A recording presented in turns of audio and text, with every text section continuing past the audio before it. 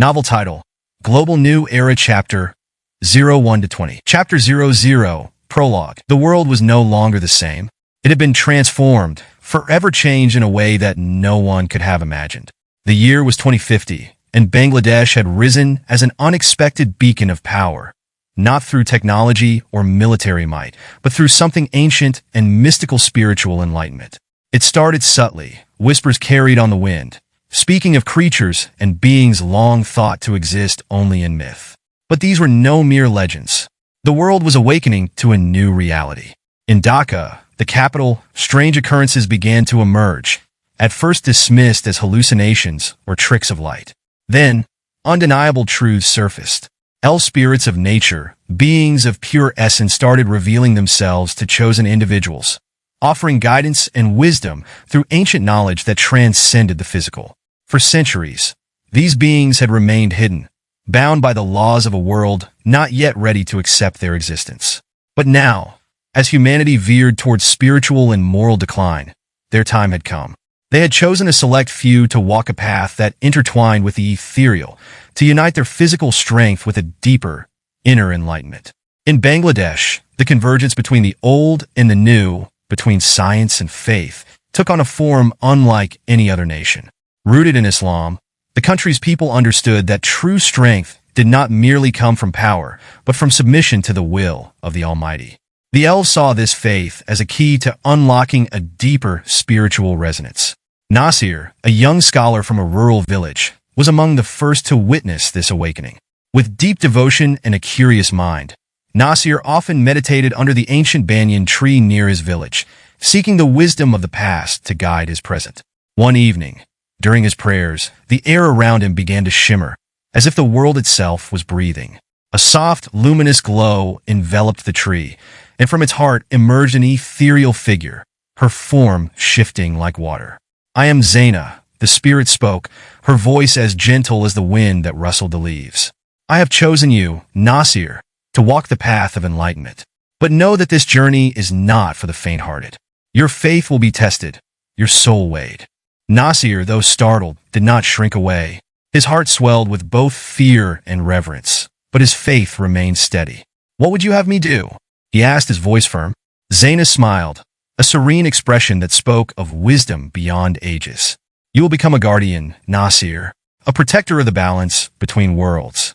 Through your prayers, your discipline, and your faith in Allah, you will channel the power needed to heal this fractured world. But first, you must accept the covenant." The sky darkened as the stars above gleamed brighter, reflecting in Nasir's eyes. He knelt, offering his hands to the spirit. "I accept." The moment he spoke the words, the air around him shifted. A burst of energy surged through his body, a warmth that ignited his spirit, filling him with clarity and purpose. Nasir had taken the first step on a journey that would not only define his future, but the fate of a nation and possibly the world itself. As dawn broke over the horizon, the winds carried the echoes of ancient prayers, and in that moment, Nasir understood the weight of his calling. He was no longer just a man of the earth. He was a link between worlds, a bearer of light in the coming storm. But the journey ahead was not one he would walk alone. Others, too, would be chosen. Across the nation, the elves were awakening from their long slumber, seeking those pure of heart, those willing to fight for a future that aligned with the divine will. For Bangladesh was now the epicenter of this new era, a nation poised to rise, guided by faith and by the mystical forces that had once been shrouded in legend. Nasir's life, once marked by the simple rhythm of village life, would never be the same. News of strange occurrences began to ripple through the country. In the bustling streets of Dhaka, whispers spread of people encountering beings of light, while in the countryside, villagers spoke of visions, dreams, and signs. Something profound was unfolding, something ancient and powerful, and it was clear that the world was at the cusp of a new era. The elves were not the only force stirring in the shadows. With the awakening of these beings, darker elements began to emerge, forces that thrived on chaos and discord. As light entered the world, so too did the shadows stretch longer, emboldened by the looming shift. And those attuned to the spiritual world, like Nasir, began to feel a deep unease in the air, a sense that something was coming, something far more sinister than anyone could foresee. On the outskirts of Chittagong, the port city known for its vibrant trade and culture, another awakening took place. Unlike Nasir's gentle encounter, this was more violent, more chaotic. A young woman named Rafika had been tending to her ailing mother when the skies turned dark without warning. The sudden drop in temperature made her shiver as she hurried inside to close the windows. But before she could reach the door, a shadow fell across the threshold, blocking the light.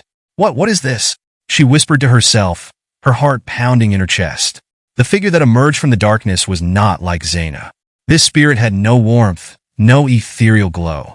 It moved like smoke, coiling and twisting in the air, its form unstable, as if it was feeding off the very darkness around it. Rafika, the shadow hissed, its voice scraping like nails on stone. You are chosen. She froze, fear gripping her like a vice. Chosen? By whom? The figure laughed, a hollow, echoing sound that made her blood run cold. By those who oppose the light, by those who seek to restore the balance, not through harmony, but through power.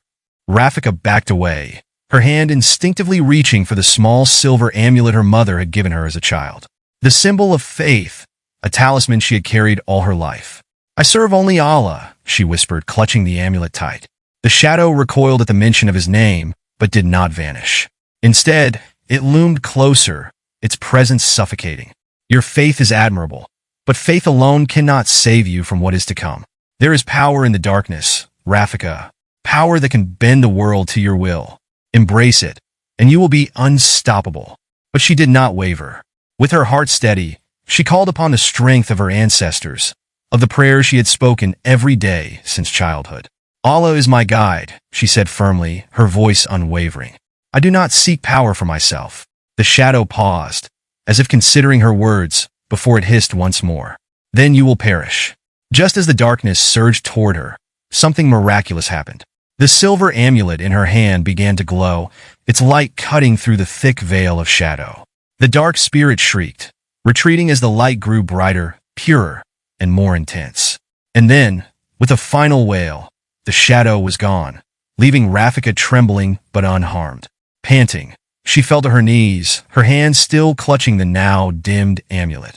Her mother, frail and weak, called out from the other room. Rafika, what's happening? For a long moment, she couldn't answer.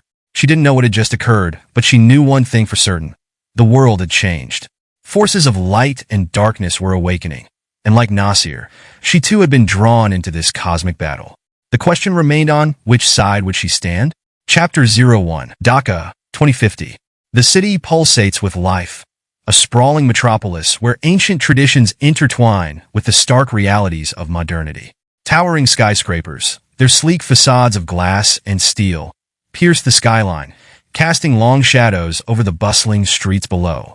The once chaotic traffic has given way to a new age of electric vehicles and hovercrafts, zipping through the air, controlled by automated systems that ensure precision. The air is cleaner than it has been in decades, thanks to aggressive green policies adopted in the 2030s. However, amidst the technological advances, there is an undercurrent of something deeper and awakening that transcends the physical world. Bangladesh, a country that once grappled with poverty and environmental crises, has emerged as an unexpected beacon of spiritual enlightenment in a world increasingly dominated by materialism. At the heart of this transformation lies Dhaka, a city where technology and mysticism coexist in surprising harmony. The spiritual evolution of its people has become a global phenomenon, drawing attention from scholars and seekers of truth alike. The streets of Dhaka are alive with a sense of purpose. Its people, while embracing modernity, remain deeply rooted in the Islamic principles that have guided them for centuries. The mosques, ancient and modern, stand as sentinels of faith amidst the futuristic landscape. Daily prayers echo through the city's soundscape, a reminder that despite all the advancements, the spiritual connection to Allah remains unshaken.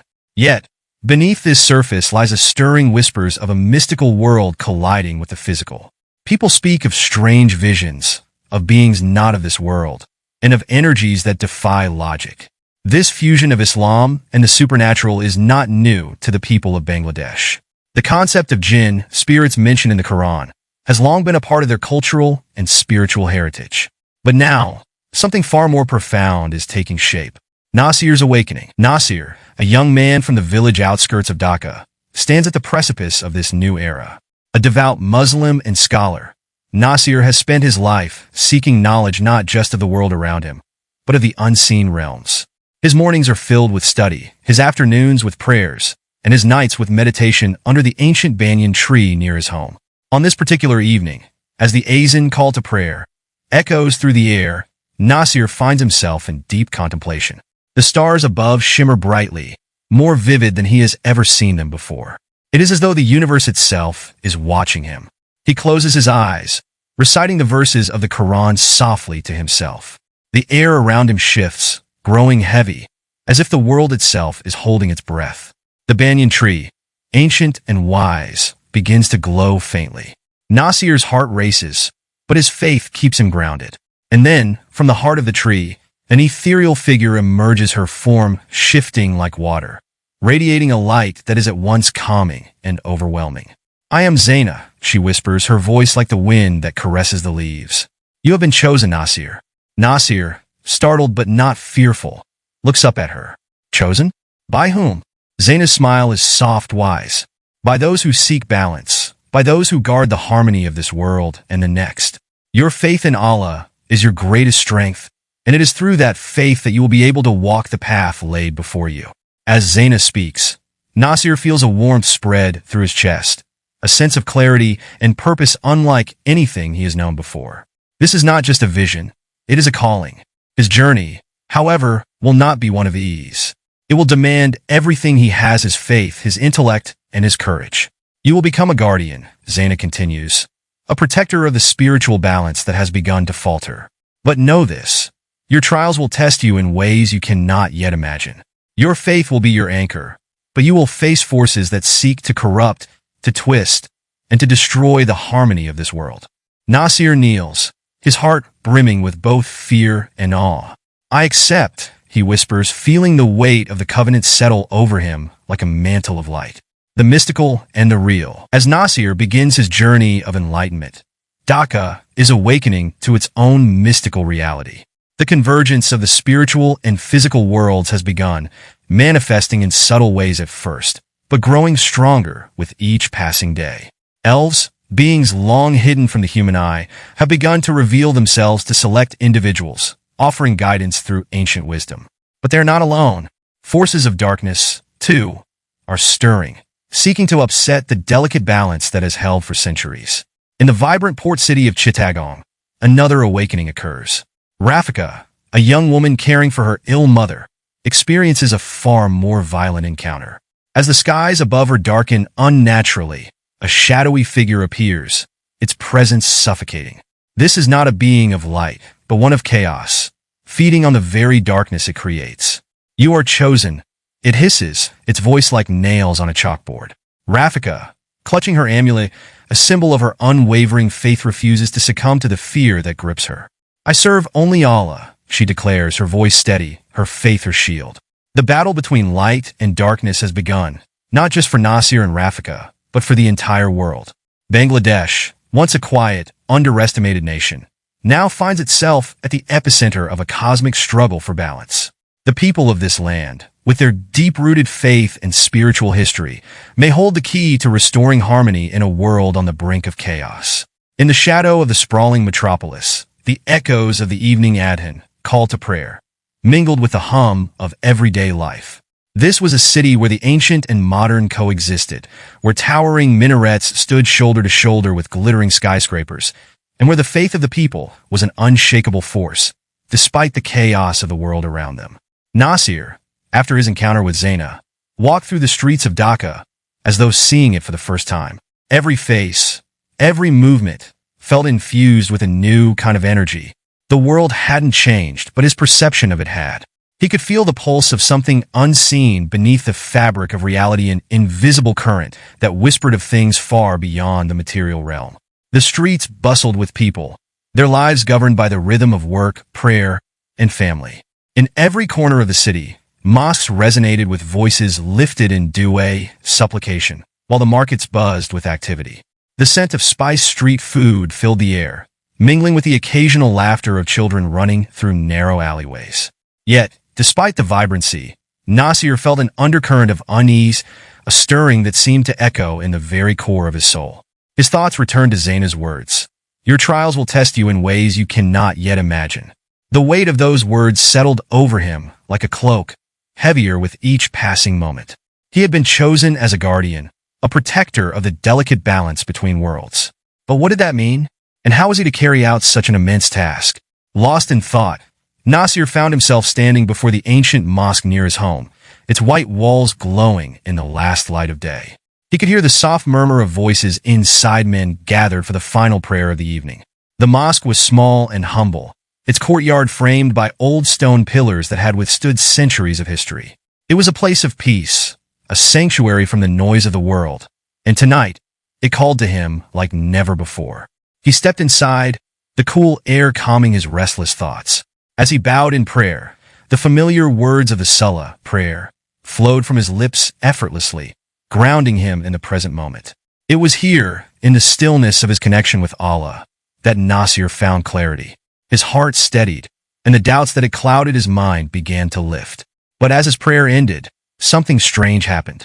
The air in the mosque seemed to shift, much like it had under the banyan tree.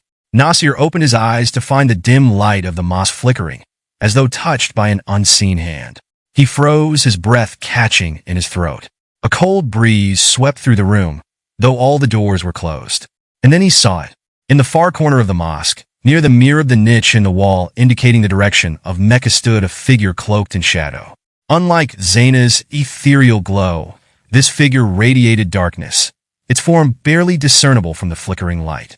Nasir's pulse quickened, but he held his ground, remembering the strength of his faith.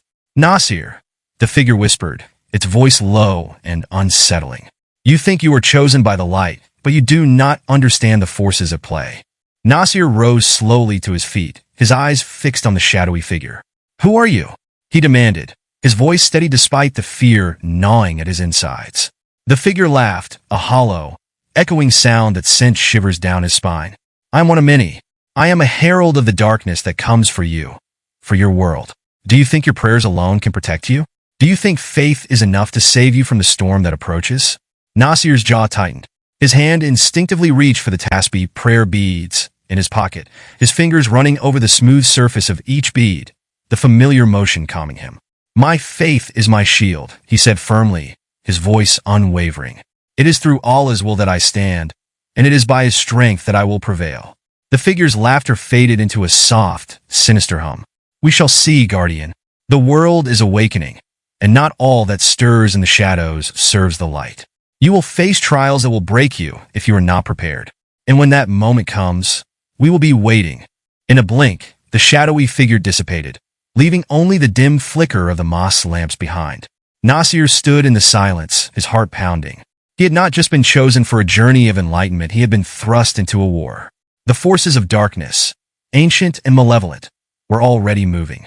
And now, more than ever, he understood that this was not just a battle for his soul, but for the soul of his nation.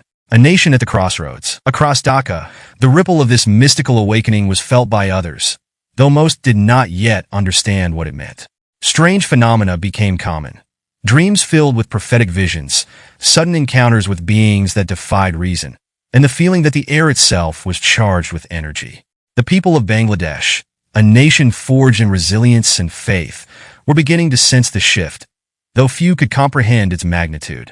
Rafika, the young woman from Chittagong, sat by her mother's bedside, her heart heavy with the memory of the dark spirit that had visited her. Her mother, frail and ill, slept fitfully, unaware of the battle that raged just beyond the veil of the physical world. Rafika clutched her amulet, the glow of its light still faintly visible, a reminder of the protection her faith had afforded her.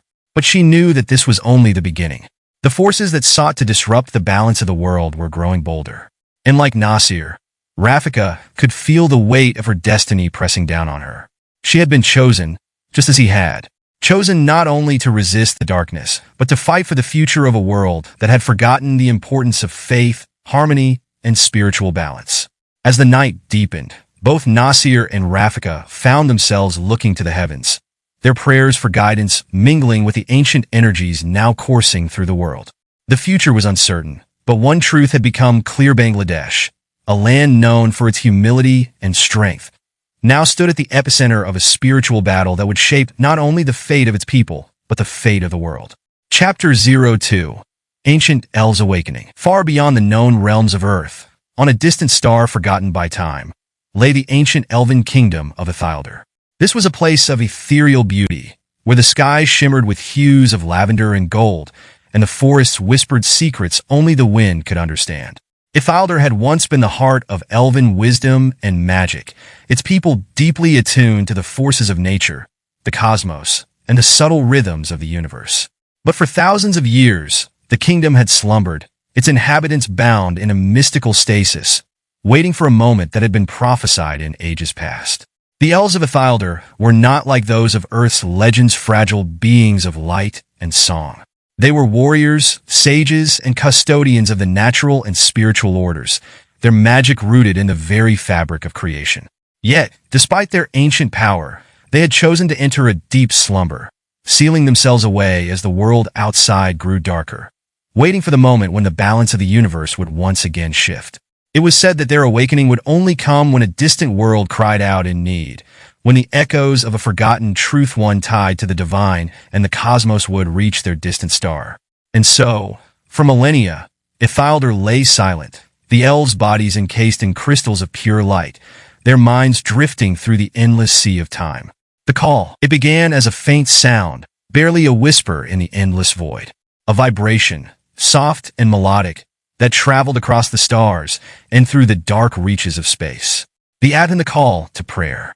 Its reverberations carried with it not just words, but the essence of faith, of submission to the Creator, and of a truth that transcended the physical. The call was clear, but it was not for their world. It was the cry of another, a world far away, and yet its resonance was unmistakable. The elves stirred. Deep within the heart of Ithildar, the ancient crystal chambers that had once been bright with life began to hum with energy. The elves, suspended in their timeless sleep, began to feel the pull of the Adhan.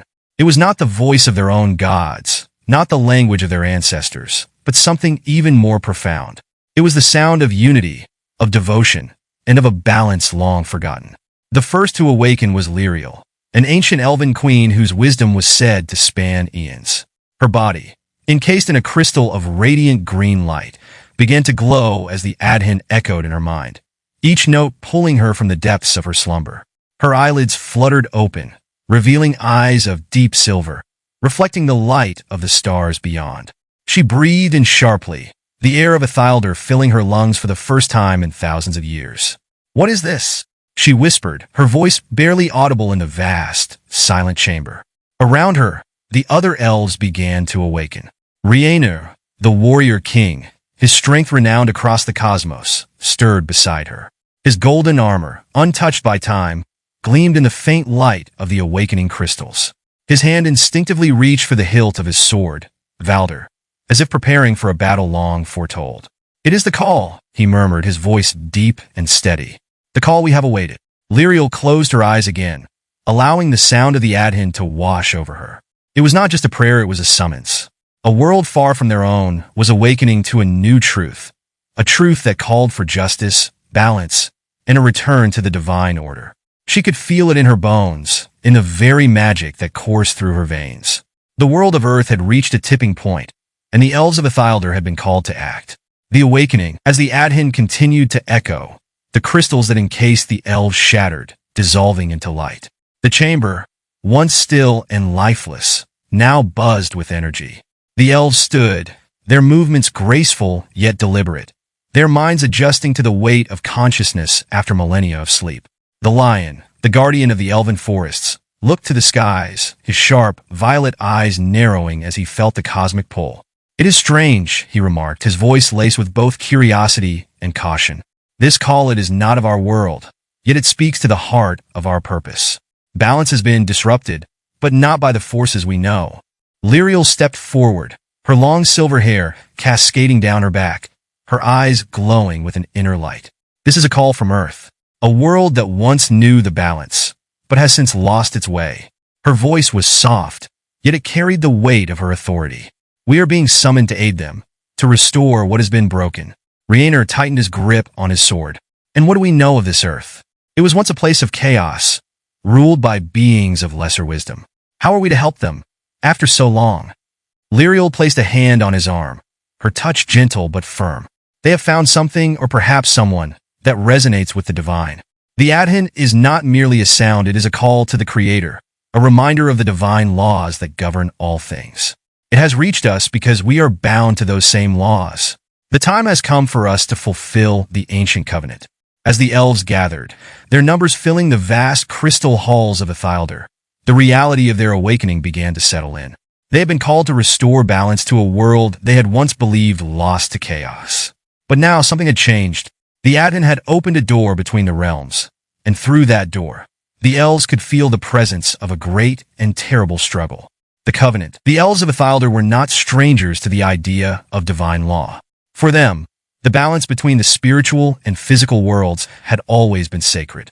Their magic, their wisdom, all stemmed from their understanding of this balance. But Earth was different. The world had fallen into disharmony, its people forgetting the divine order that once bound them to the cosmos.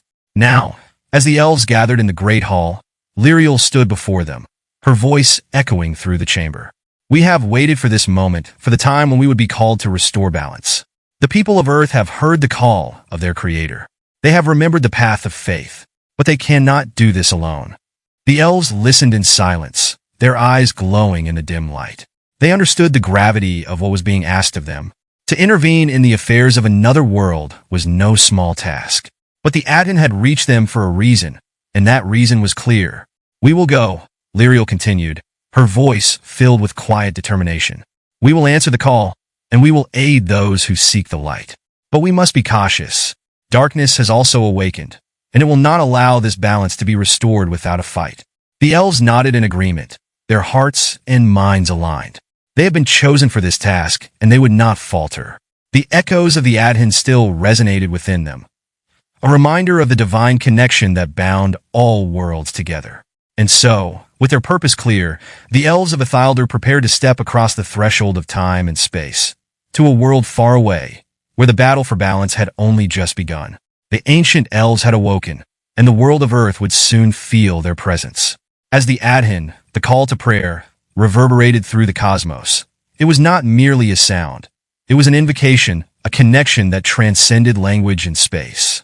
The ancient elves of Ithilder, a realm bound by cosmic threads to the universal rhythms, were deeply attuned to such echoes. They felt the vibration of the call in their very essence, a call from a distant world resonating through the delicate threads that tied all existence together. The Adhin's echo, the words of the Adhin, carried on a celestial breeze, held a purity that stirred the hearts of the elves. It was more than a call to action, it was a spiritual alignment that reawakened the slumbering echoes within their souls. The Adhin was composed of phrases both beautiful and powerful. In Arabic, Allahu Akbar, Ashhadu an la ilaha illa Allah, Ashhadu anna Muhammadan Rasul Allah,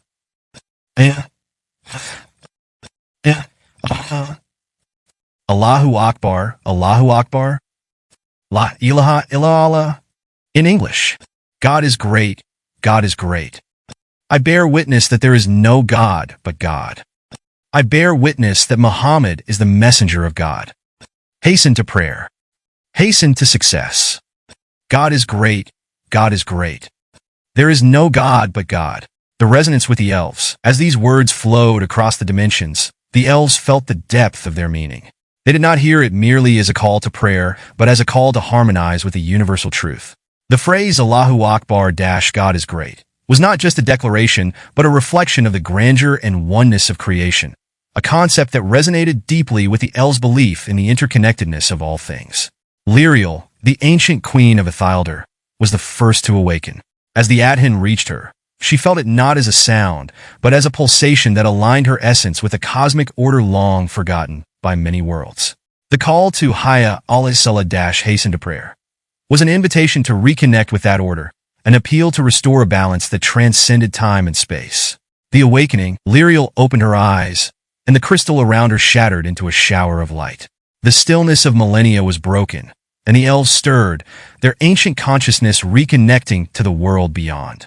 Rhaenyr, the warrior king, stood at Lyriel's side, his hand instinctively reaching for Valder, his legendary sword.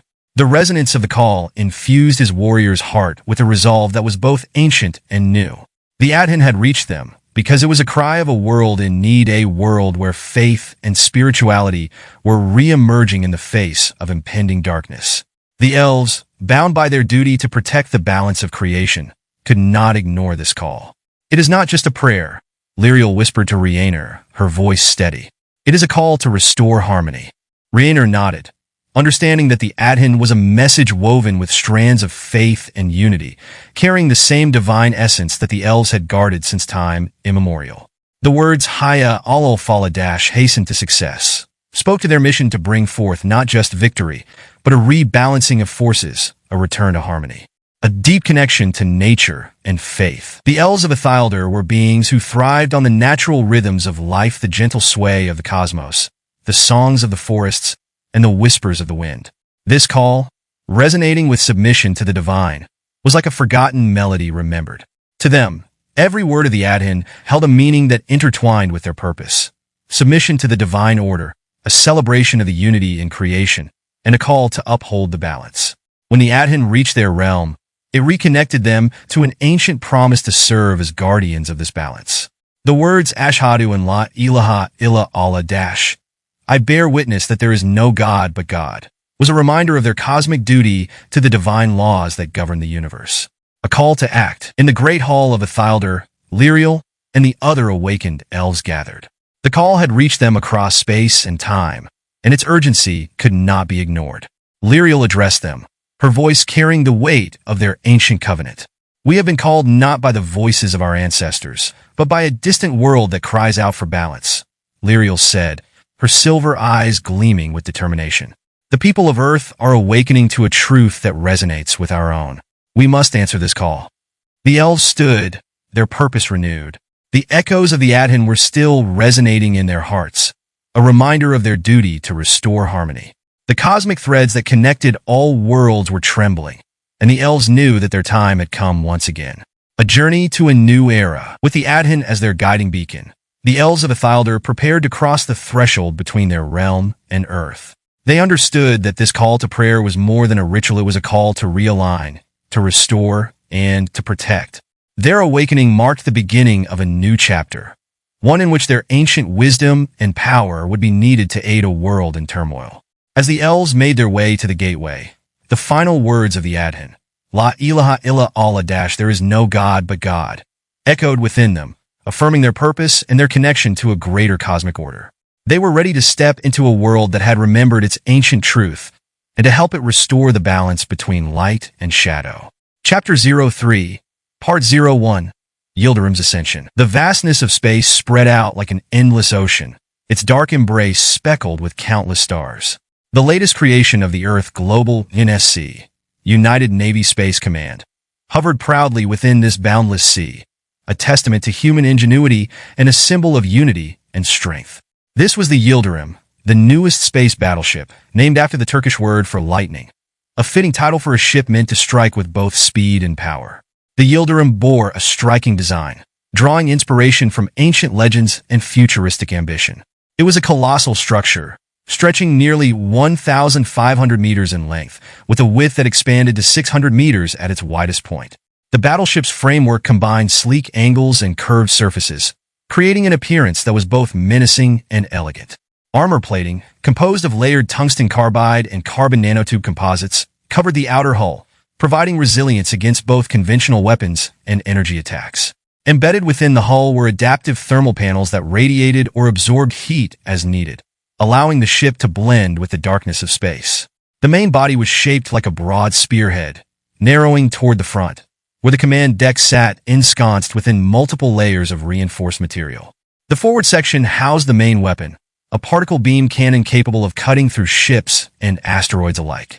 Flanking the cannon were rows of smaller turrets that could fire high-velocity projectiles, anti-fighter laser arrays, and pulse energy weapons. Along the ship's dorsal line extended the launch bays, each large enough to deploy squadrons of fighter drones and smaller Corvette-class vessels. These bays were designed with a magnetic catapult system that could accelerate crafts to optimal velocity for rapid deployment. The rear thrusters, powered by a zero-point energy drive, glowed with a sapphire hue, exuding a soft hum that reverberated through the ship's structure. Inside, the Yildirim was equally impressive.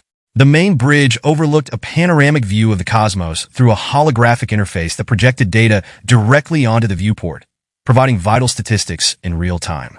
The crew stations, arranged in tiers, allowed for efficient communication and coordination. Each console was equipped with advanced AI support that assisted with tasks ranging from tactical analysis to damage control. The ship's living quarters were built to accommodate long-term missions.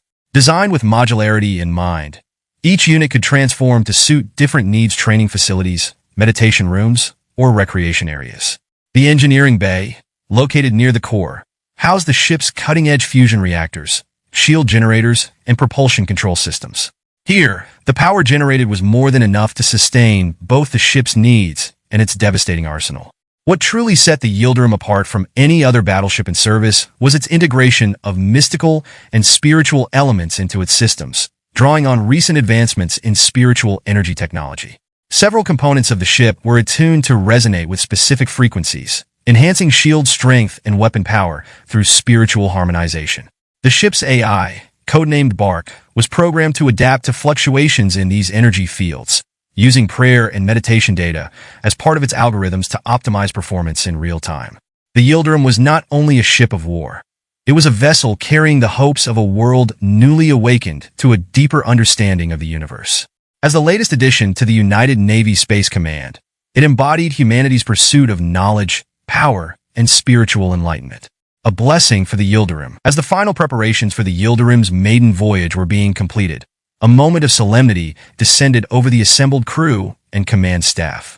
Gathered in the ship's central bay, where a large hollow projector displayed a serene image of the earth below, they paused for a brief ceremony. The appointed chaplain, a wise elder with a voice as steady as the ocean's tides, stood before the crew. His hands raised in prayer, and his voice resonated through the ship's comms, carrying a blessing for the vessel and all who would sail with it. May the Yildirim carry us through the darkness as a beacon of light and justice. May it strike with the swiftness of lightning, and may its shields be as firm as the resolve of our hearts. We ask the Almighty to bless this ship, to grant us safe passage, and to guide us with wisdom and courage as we embark upon our journey. He recited a small dua, supplication, as the final words echoed across the ship. Bismillahirrahmanirrahim. Ya Allah, protect us from the perils of space and bring us home safely. May our path be blessed, our purpose be true, and may we always be guided by your light. With this prayer, the Yildirim's lights dimmed slightly as if acknowledging the blessing, and then returned to full brightness, a sign that the ship was ready for its first leap into the unknown. The People's Reflection and Nasir's Awakening. Dhaka, 2050. In the heart of Bangladesh, where the call to prayer echoes through the alleys and across the bustling streets, Nasir found himself standing beneath the canopy of an ancient banyan tree. It was evening. The city seemed to hum with life and purpose. And yet, an air of mystery lingered. In this moment, Dhaka held its breath, awaiting a new dawn brought forth by the unveiling of Yildirim. The people of Dhaka had seen ships before, marvels of human engineering. But Yildirim was different. Its name, inspired by the Arabic word for lightning, hinted at divine speed and might. The news spread swiftly like a blessed wind. The United Navy Space Command's latest creation, blessed with prayers and spiritual energies, now graced the stars. As Nasir walked through the lively streets, the whispers of awe surrounded him. Families gathered by their screens, watching the great ship hover above the vastness of space, its frame glimmering like stardust against the dark cosmos. Young children pointed, their eyes wide with wonder, while the elders nodded solemnly, sensing a shift in destiny itself. Nasir felt a deep stirring within his soul. This wasn't just the celebration of a technological feat, it was the promise of something greater. His heart resonated with the words of the prophet, "Seek knowledge from the cradle to the grave." And here stood a testament to this pursuit, a ship that bridged the realms of the seen and the unseen. The gathering in Dhaka's central mosque, the call to prayer, Adhan, drifted like a gentle breeze, stirring every soul within the city. Nasir entered Dhaka's central mosque, where worshippers bowed in humility, reciting Allahu Akbar, the greatest name. In this sanctuary, as the evening light softened, Nasir's heart found solace. He whispered a prayer, Ya Allah, let us be vessels of light in the face of darkness. Guide our hands, steady our hearts. A soft voice broke through his reverie. It was the Imam, his eyes reflecting both the weight of years and the light of faith. Nasir, you must prepare yourself. The Yildirim is not merely a ship of war, it is a symbol of our renewed covenant. It carries not just soldiers, but the hopes of our people and the whispers of our ancestors. Nasir nodded, understanding the gravity. He had felt the ethereal presence of the elves stirring, had glimpsed the shifting shadows that hinted at a greater battle, one that transcended the mere physicality of ships and swords. This ship was a beacon, calling for those ready to face the trials that lay ahead, just as Zaina had warned him. The blessing of the ship, far above earth, in the sanctum of Yildirim, a ceremony unfolded. Chaplains and leaders stood in reverence, eyes closed as the Imam's voice resonated through the ship's corridors. Bismillahirrahmanirrahim, in the name of Allah, the most merciful, the most compassionate. He began, invoking Allah's name as if to breathe life into the ship's steel bones. O Allah, Most High, Lord of the worlds, he continued, may this vessel carry us in your name through the perils of darkness, and may your light illuminate our path, just as your word guides our souls. As the final supplication echoed, the lights of Yildirim seemed to pulse gently in acknowledgement, like the heartbeat of a giant stirring from slumber. There, in the vastness of space, the ship awaited its journey into the unknown, a mission guided by faith and fortified by the divine. Nasir's realization. Back in Dhaka, as the prayer concluded, Nasir's heart trembled with realization. His life had been a journey of faith, each moment a step towards understanding the deeper harmonies that bound the worlds together. He understood that Yildirim was not merely a machine, it was an invocation, a call to action for those chosen to safeguard the balance between light and shadow. With his hands raised in silent prayer, Nasir felt a rush of clarity. La ilaha illallah, there is no God but Allah, he whispered, reaffirming the oneness of all creation. And in that unity, he felt the pulse of something ancient and powerful, a connection to a world beyond the material, a link forged through faith and purpose. The call to action. As Nasir emerged from the mosque, the streets of Dhaka seemed to shimmer with a new kind of energy. People were no longer speaking of the ship as just a creation, but as a sign, a symbol of mankind's quest for spiritual and cosmic harmony. The whispers grew louder. Allahu Akbar, they said, in awe of the divine gift bestowed upon their nation. Nasir knew his journey was only beginning. Like Yildirim, he was a vessel, a protector of balance, a guardian of light in a world on the brink of transformation. With renewed resolve, he set forth, ready to face the trials awaiting him, trusting in the words of the Prophet, tie your camel and trust in Allah. Chapter 04. The Ravaging Tide. In the words of Othar, chieftain of the Khorezr horde, there are no gods but the shadows of our desire and the echoes of our rage. The creed of the Khorezr, Othar's people, a race forged in the fires of bloodlust and conquest. Othar, the chieftain of the Khorezr, stood at the prow of his warship, a massive vessel forged of dark steel and powered by the fury of 10,000 souls. The cosmos before him held nothing but weak prey and glittering stars waiting to be plucked from the heavens. But today, Othar's gaze was fixed on a world of water and scales, a place where fragile fish people dared to exist in peace. Bring me the world of the Roser, Othar roared, his voice deep and guttural, resonating like the beat of a war drum. Around him, his warriors grotesque, boar-like creatures snarled and bared their tusks, eager for the taste of blood and the thrill of slaughter. The Roser's despair. On the distant oceanic world of Sevria, the Roser, a race of fish-like beings, lived in harmony with the tides and winds. They had built their homes upon great coral reefs and underwater sanctuaries, worshipping the ancient spirits of the deep.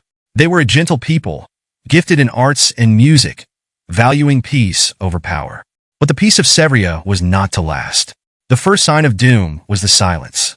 The Roser priests, attuned to the voice of the oceans, felt it an unnatural stillness in the currents, a weight pressing down upon the water. Then came the shadows. Othar's fleet descended like a storm upon Sevria. Great warships cut through the waters, each vessel bearing the insignia of a tusked beast. The skies above darkened as the Khorezr unleashed their assault. With a cry that shattered the tranquility of Sevria's waters, the invaders descended, claws gleaming, eyes alight with hunger, and hearts driven by an insatiable lust for death.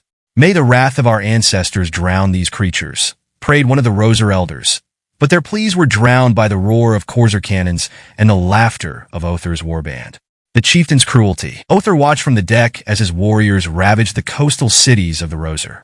He relished the sight of his people looting, killing, and burning.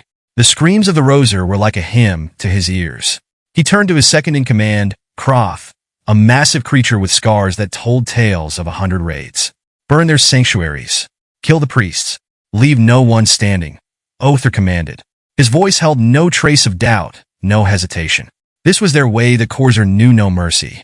In the depths of Sevria, the Roser fled to their last stronghold, a grand temple built within the heart of a colossal reef. The elders gathered the survivors, their eyes wide with fear. The temple walls were adorned with prayers to the ancient spirits, inscriptions pleading for protection. But the spirits remained silent, and the Corsair's wrath was deafening. "Fools," Othor sneered, watching as the temple's defenses crumbled under the relentless assault. He strode forward, raising his massive war axe high. "There are no gods here to save you," he growled, his voice like thunder. He brought the axe down, shattering the sacred coral altar in one brutal swing. The remaining Roser, seeing their sanctuaries desecrated, began to despair. Children clung to their mothers, and the old wept silently. It was a sight Othor had seen many times before, and it only fed his bloodlust further. He raised his voice to his warriors. "Let no scale survive, a narrow escape." But in the midst of this chaos, a light pierced through the darkness. The cat people of Arim the Nyarla arrived, riding sleek vessels that skimmed the water with silent grace. The Nyarla were warriors of the night, swift and precise, and their code demanded they protect those who could not defend themselves.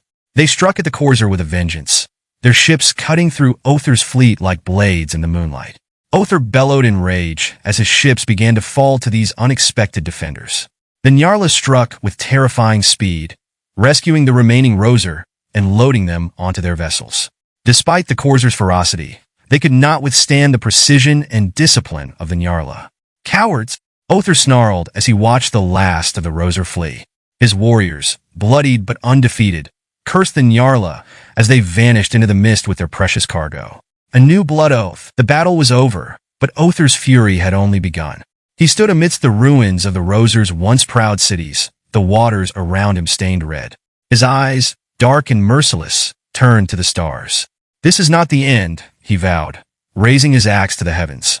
"I, Othor of the Corsair, will find those who dare to defy us. The Roser, the Nyarla, they are all prey in the shadow of our rage." And so, with blood on his hands and hatred in his heart, Othor made a new oath to chase down every last remnant of the Roser, and to crush the Nyarla who had dared to stand in his way. For the Corsair, this was not defeat, it was merely the beginning of a greater conquest. The ocean whispered its lament, and the stars bore witness to Othor's dark vow. In the words of Aruna, commander of the Nyarla, "The moon is our guide, the night our shield, and mercy our blade." The oath of the Nyarla, the Rosarian fear. The Roser huddled within the shattered walls of their grand coral temple, the last refuge against the invaders. The ancient carvings around them seemed to echo with their despair. The elders murmured prayers to the spirits of the deep, their voices trembling with fear. But the ocean felt cold and unresponsive. The young clung to their parents, their scales dull with sorrow. They heard the relentless roar of the Corsair outside, the crashing of blades and shields, and the wild howls of the invaders. For the Roser, the world seemed to be closing in a cage of despair and darkness, where every breath felt like a betrayal of life. "O spirits of the ocean, do you not hear our cries?" whispered an elder. But the water gave no answer, only reflecting the silent dread within the temple walls. The arrival to the Nyarla, high above the ocean's surface, cutting through the mist like wraiths, the ships of the Nyarla sailed quietly. Aruna, the fleet commander, stood at the helm of her vessel, Moon's Whisper. Her eyes were focused, amber like the rising dawn, seeing not just with sight, but with the awareness of a predator. The Nyarla had long watched over the oceanic worlds. They were the unseen sentinels, moving in the dark to protect those who were defenseless. Stealth and mercy were their allies. Speed and precision were their weapons. Aruna raised her hand, and the fleet slowed, their ships gliding silently across the water, rippling only faintly like reflections of the moon. "We are close," whispered Tala, her second-in-command, her voice like a blade sharpened by years of vigilance. Aruna nodded. She felt the currents, the turmoil in the water waves stirred by fear and desperation. It was a language she had learned to listen to, and in that language, she heard the cries of the Roser. "Tonight, we must be the hand of mercy," she said, her voice steady. "The Corsair do not know the meaning of restraint. They will not stop until every last Rosarian heart is silenced." She looked to her warriors, each bearing a crescent-shaped pendant, the emblem of their oath to the moon. "We are the shadows that protect the light. Let us be swift, let us be silent, and let us not fail those who need us." The rescue mission. The Nyarla fleet approached the Rosarian temple as a great storm of violence raged around them. The Corsair warships circled like vultures, while the invaders on the shore prepared for the final assault on the temple. Aruna signaled to her crew, and the Nyarla ships began to maneuver with quiet efficiency, their hulls made from materials that absorbed sound and light. They moved like dark clouds, positioning themselves between the Roser and their assailants. "Hold your positions until the signal," Aruna whispered, her voice transmitted through the comms to her captains. "We strike in the moment of the moon's highest light." The moon, nearly full, emerged from behind the clouds, bathing the ocean in a silvery glow. It was the sign the Nyarla had awaited. With a wave of Aruna's hand, the attack began. The Nyarla struck swiftly, their ships releasing smoke screens that obscured their movements. From the cover of darkness, they launched gliders, small, silent crafts designed for covert landings. Aruna and her warriors disembarked, their movements fluid and synchronized. They wielded Nyasa, their double-bladed weapons, designed to strike without a sound. The Corsair were taken by surprise. From the shadows emerged figures of sleek fur and gleaming eyes. The Nyarla moved with grace, dispatching the invaders with lethal efficiency. Aruna led the charge, her blades cutting through the air like whispers of death.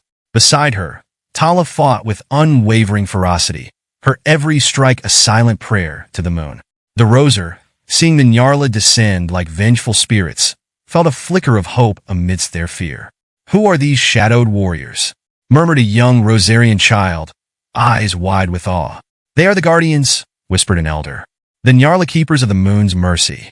Aruna reached the temple entrance, where Roser refugees were huddled in terror.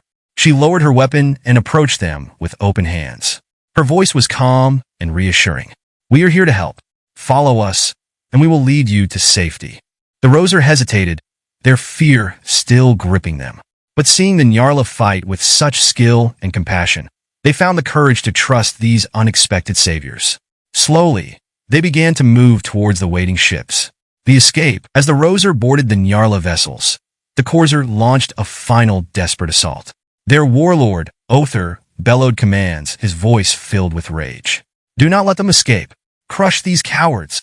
But the Nyarla held their ground, forming a protective line around the Roser. Aruna faced the advancing horde, her eyes narrowing with determination. "Hold the line," she commanded. "We are the moon's shadow, and the night is our shield." The Corsair charged, their weapons raised, but they were met with the disciplined ferocity of the Nyarla. Aruna and Tala led their warriors in a synchronized defense, their blades moving in a dance that seemed almost ethereal in the moonlight. Amidst the chaos, a young Rosarian clung to his mother, his small body trembling with fear. Aruna saw the boy's terror and knelt beside him.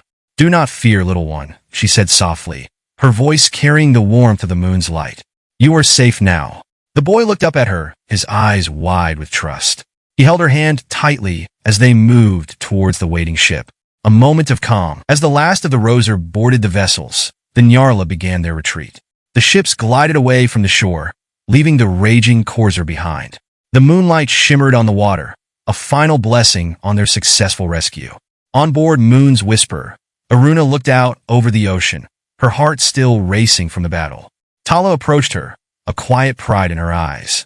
"We did it, Aruna. We saved them." Aruna nodded, but her thoughts lingered on the devastation they had left behind. The Roser had lost their homes, their sanctuaries destroyed by the Corsair's cruelty. But they had not lost their lives, and that was something. She turned to the Rosarian elder, who bowed deeply. "We are in your debt," he said, his voice filled with gratitude. "You have given us hope when all seemed lost." Aruna shook her head gently. "You owe us nothing. The moon sees all, and its light guides us to those in need. It was our duty to answer its call. The elder's eyes glistened with tears. How can we ever repay such kindness? By living, Aruna replied softly. By finding new hope in the darkness. The ships sailed on, carrying the Roser toward the new dawn. The Nyarla stood watch, their eyes scanning the horizon for signs of danger. But for now, the night was peaceful, and the moon shone brightly, a reminder that even in the deepest shadows, there is always light. Chapter 05, The Shadow of Ambition. In the words of Othar, chieftain of the Corsair Horde, there are no limits to the hunger of shadows, nor boundaries to the rage of those who dwell within them. The Creed of the Corsair. Othar stood on the bridge of his flagship, Bloodmaw, gazing at the stars as if they were prey, glittering and fragile. The void stretched before him, vast and indifferent, its darkness interrupted only by the faint glow of distant worlds. But within that darkness, Othar saw opportunity. To him, these stars were not silent witnesses but trophies waiting to be claimed, each one a testament to his conquests and his unyielding will. "Show me the next world," he commanded, his voice rumbling like thunder over a battlefield. His advisors, a council of scarred warriors and sinister mages, bowed deeply, their eyes flickering with the same insatiable ambition that burned within Othar. One of them stepped forward, an ancient seer named Varric, his voice a dry whisper. "The next system, my lord, is the Velthora Archipelago, a solar system rich in waters and home to more of the Roser." Othar's lips curled into a wicked grin. "They escaped me once, these Roser, but not again. I will not rest until their worlds drown in blood and fire." Othar's dark ambition. Othar, chieftain of the Corsair, was not content with mere victory. He craved domination, conquest without end. To the Corsair, life was a battlefield, and the stars themselves were stepping stones towards eternity. In every raid, every slaughter, Othar felt his soul grow stronger, fed by the cries of the fallen and the burning ruins of the defeated. He stood, clad in dark armor forged from the bones of his enemies, a crown of twisted iron upon his brow. His war axe, Soul Cleaver, rested in his grip, a weapon that had tasted the essence of countless lives. To Othar, Soul Cleaver was not merely steel and iron. It was an extension of his will, a symbol of his unyielding hunger for power. "The Roser will know the true meaning of fear," he vowed, his voice a dark prayer to the shadows. "Their cries will be the hymn of my conquest, and their blood the ink of my legend." The Corsair warriors surrounding him roared in agreement, their tusked faces twisted into expressions of bloodlust and adoration. To them, Othar was more than a leader, he was a dark messiah, chosen to lead them into an age of unending war and eternal glory. The invasion of Velthora. Othar's fleet descended upon the Velthora archipelago with all the ferocity of a storm. Great warships bearing the insignia of the tusked beast cut through the void, their hulls bristling with cannons and weapons of dark sorcery. The Rosarian solar system, with its water-rich worlds and serene beauty, was a stark contrast to the Corsair's harsh realm, a contrast that only fueled Othar's rage. "These worlds," Othar sneered, "are fragile as glass. Let them shatter beneath our fury." The Roser, still recovering from the devastation of Severia, were caught off guard. In their hearts, the memory of their lost world lingered, a wound that had not yet begun to heal.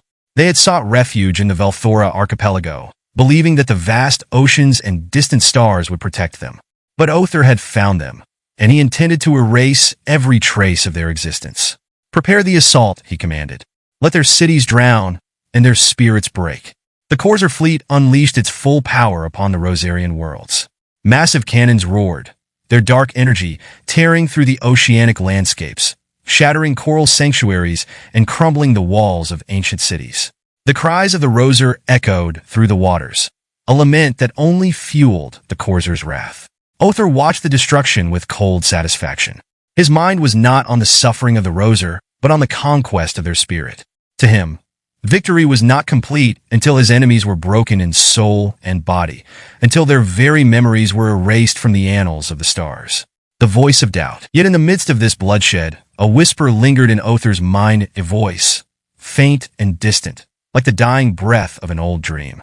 It was a memory from a time long forgotten, a time when the Corsair had not yet embraced their creed of blood and darkness. It was the voice of a people who had once known compassion, who had not always worshipped conquest. "What are we becoming?" The voice seemed to ask, echoing in the deepest corners of Other's soul.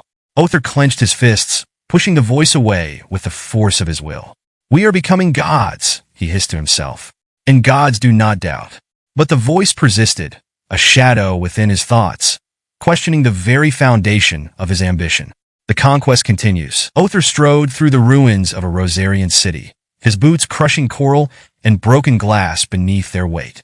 Around him, his warriors reveled in the spoils of war, their laughter mingling with the dying cries of the Roser. The waters were red with blood, the once clear oceans now choked with the ashes of what had been. In the distance, a group of Roser elders stood defiant, their faces marked with sorrow and resolve. Other approached them, Soul Cleaver resting lightly in his hand. "Your people have lost," he said, his voice mocking. "Your sanctuaries are gone, your cities in ruins. Submit to me, and I may yet grant you a swift death." One of the elders, a wizened Rosarian with eyes like the ocean depths, met Other's gaze. "You are not a god," he replied, his voice steady despite the fear in his heart. "You are a destroyer, a shadow that consumes, but cannot create." Other's eyes narrowed, and for a moment, that voice of doubt stirred again. But he silenced it with a roar of fury. "I am Other of the Corsair," he declared, "and I am the master of your fate." With one swift motion, he brought Soul Cleaver down, ending the elder's life and silencing his words. The rising shadow. As the battle raged on, Other stood alone amidst the chaos, his heart heavy with conflicting emotions. Victory was within his grasp, yet that elusive voice of doubt lingered, whispering questions that had no easy answers. He looked up at the stars, the distant lights that seemed to mock him with their unchanging beauty. "What is it that you want from me?" he snarled, his voice directed not at the Roser, but at the universe itself. But the stars remained silent, their cold light indifferent to his rage. Other tightened his grip on Soul Cleaver, a resolve hardening within him. If the universe would not acknowledge his power, then he would carve his name into the fabric of reality itself. His ambition was no longer just to conquer worlds, it was to reshape existence, to bend fate to his will and become a legend that defied the cosmos. "I will erase their histories, and in their place, write the saga of Other," he vowed, his voice a dark echo that reverberated through the stars. "I will shatter their worlds until my name is all that remains." And so, the conquest continued, driven by a hunger that knew no bounds and an ambition that cast a shadow over all the worlds within reach. In the words of Other, chieftain of the Corsair Horde, "In the chaos of destruction, one finds the birth of ambition." The creed of the Corsair, the final assault. As Other surveyed the remains of the Rosarian city, his heart pulsed with a dark exhilaration. The air was thick with the scent of salt and blood, a heady perfume that signaled triumph. His warriors, savage and unrelenting, reveled in the chaos, their war cries echoing across the waves, drowning out the last desperate sounds of the Roser. "The Velthora archipelago will fall," he murmured, his voice low, the words curling around him like tendrils of smoke. "Let the ocean swell with their despair." Other raised Soul Cleaver, the ancient weapon glinting in the waning light, a harbinger of the darkness to come. "Prepare the ships for full assault," he commanded, turning to his war council, their faces etched with fervor and anticipation. "We take no prisoners. Let none escape to tell the tale of our wrath." His heart surged with a wicked delight, for he was not merely leading an invasion. He was crafting a legend, and in the flames of battle, his name would be immortalized. The approach. The Corsair fleet assembled in the depths of space, dark warships gliding silently through the cosmic void, each vessel a reflection of Other's will. His flagship, Bloodmaw, stood at the forefront, a towering beast adorned with the trophies of fallen enemies. The stars around them twinkled like distant dreams, oblivious to the nightmare about to unfold. As they approached the Velthora archipelago, Other felt the anticipation of his warriors, a raw, primal energy thrumming through the air. They were eager, ready to unleash their fury upon the unsuspecting Roser. "Activate the scanners," Other commanded. The crew moved swiftly, and soon the holographic display flickered to life, revealing the Rosarian defense's shining domes of coral and energy shields, shimmering like rainbows against the blackness of space. But Other knew their beauty was deceptive. Beneath their vibrant colors lay the frailty of hope. "They think themselves safe," he spat, hidden behind their pretty illusions. "But tonight, we shall shatter that facade." The battle begins. The moment the Corsair warships crossed the threshold into the Vel'Thorus system, the skies erupted into chaos. Othar stood on the bridge of Bloodmaw, watching as the Rosar mobilized their defenses, energy blasts illuminating the dark canvas of space. Fire! Othar's voice boomed, commanding the cannons to unleash their destructive might. A cacophony of thunder erupted as energy blasts shot forth, tearing through the silence, striking the Rosarian shields with blinding brilliance. The defenders, caught off guard, scrambled to retaliate. Let their cries be the chorus of our victory. Othar roared, his heart racing as he witnessed the first Rosarian vessels crumple under the relentless barrage. Energy beams sliced through the void, colliding with Corsair ships, yet Othar's forces pressed on, fueled by the thrill of battle. They maneuvered with brutal efficiency, every ship a weapon of war, every warrior a harbinger of destruction. The clash of titans. Othar ordered the boarding parties to deploy, and the Corsair surged forward, weapons drawn and eyes alight with bloodlust. The moment their ships locked onto the Rosarian vessels, chaos erupted. Othar led the charge himself, Soul Cleaver raised high, the blade glimmering with the promise of death. The Rosar fought valiantly, but their spirit had been broken by the horrors of Severia, and now they faced the full might of the Corsair. The clash of metal rang out, punctuated by cries of rage and despair. Othar carved through the ranks of defenders, his axe singing a deadly hymn. With every swing, he felt the essence of his enemies feeding his ambition, their energy blending with his own, forging a darkness that was intoxicating. The faces of the fallen flashed before his eyes, each one a reminder of his power. Each life extinguished a testament to his greatness. You cannot resist, he bellowed, laughing as he cleaved through another Rosarian warrior. Bow before the shadows, or be swept away. The Corsair warriors moved like a tide of destruction, overwhelming the Rosar with their numbers and ferocity. Othar reveled in the chaos, a dark king presiding over his kingdom of ruin. A moment of resistance. Yet, amidst the onslaught, a glimmer of resistance flickered in the darkness. A Rosarian commander, adorned in armor forged from their sacred coral, rallied his remaining warriors. With a voice that cut through the chaos, he shouted, "Fight! Fight for your homes, for your people." His words pierced the fog of despair, igniting a spark of hope. The Rosar warriors rallied around their commander, their fear transforming into defiance. They fought back with a ferocity that momentarily halted the Corsair advance. Othar paused, feeling a twinge of annoyance at this unexpected resistance. They think they can stand against the tide? He growled, irritation seeping into his voice. He raised Soul Cleaver and charged toward the Rosarian commander, fury blazing in his chest. "You will die here, as all who oppose me shall," he screamed, his voice a dark echo of promise. The final confrontation. The Rosarian commander met him head-on, their blades clashing with a resounding force. For a moment, the tide of battle seemed to hang in the balance, two warriors locked in a dance of life and death.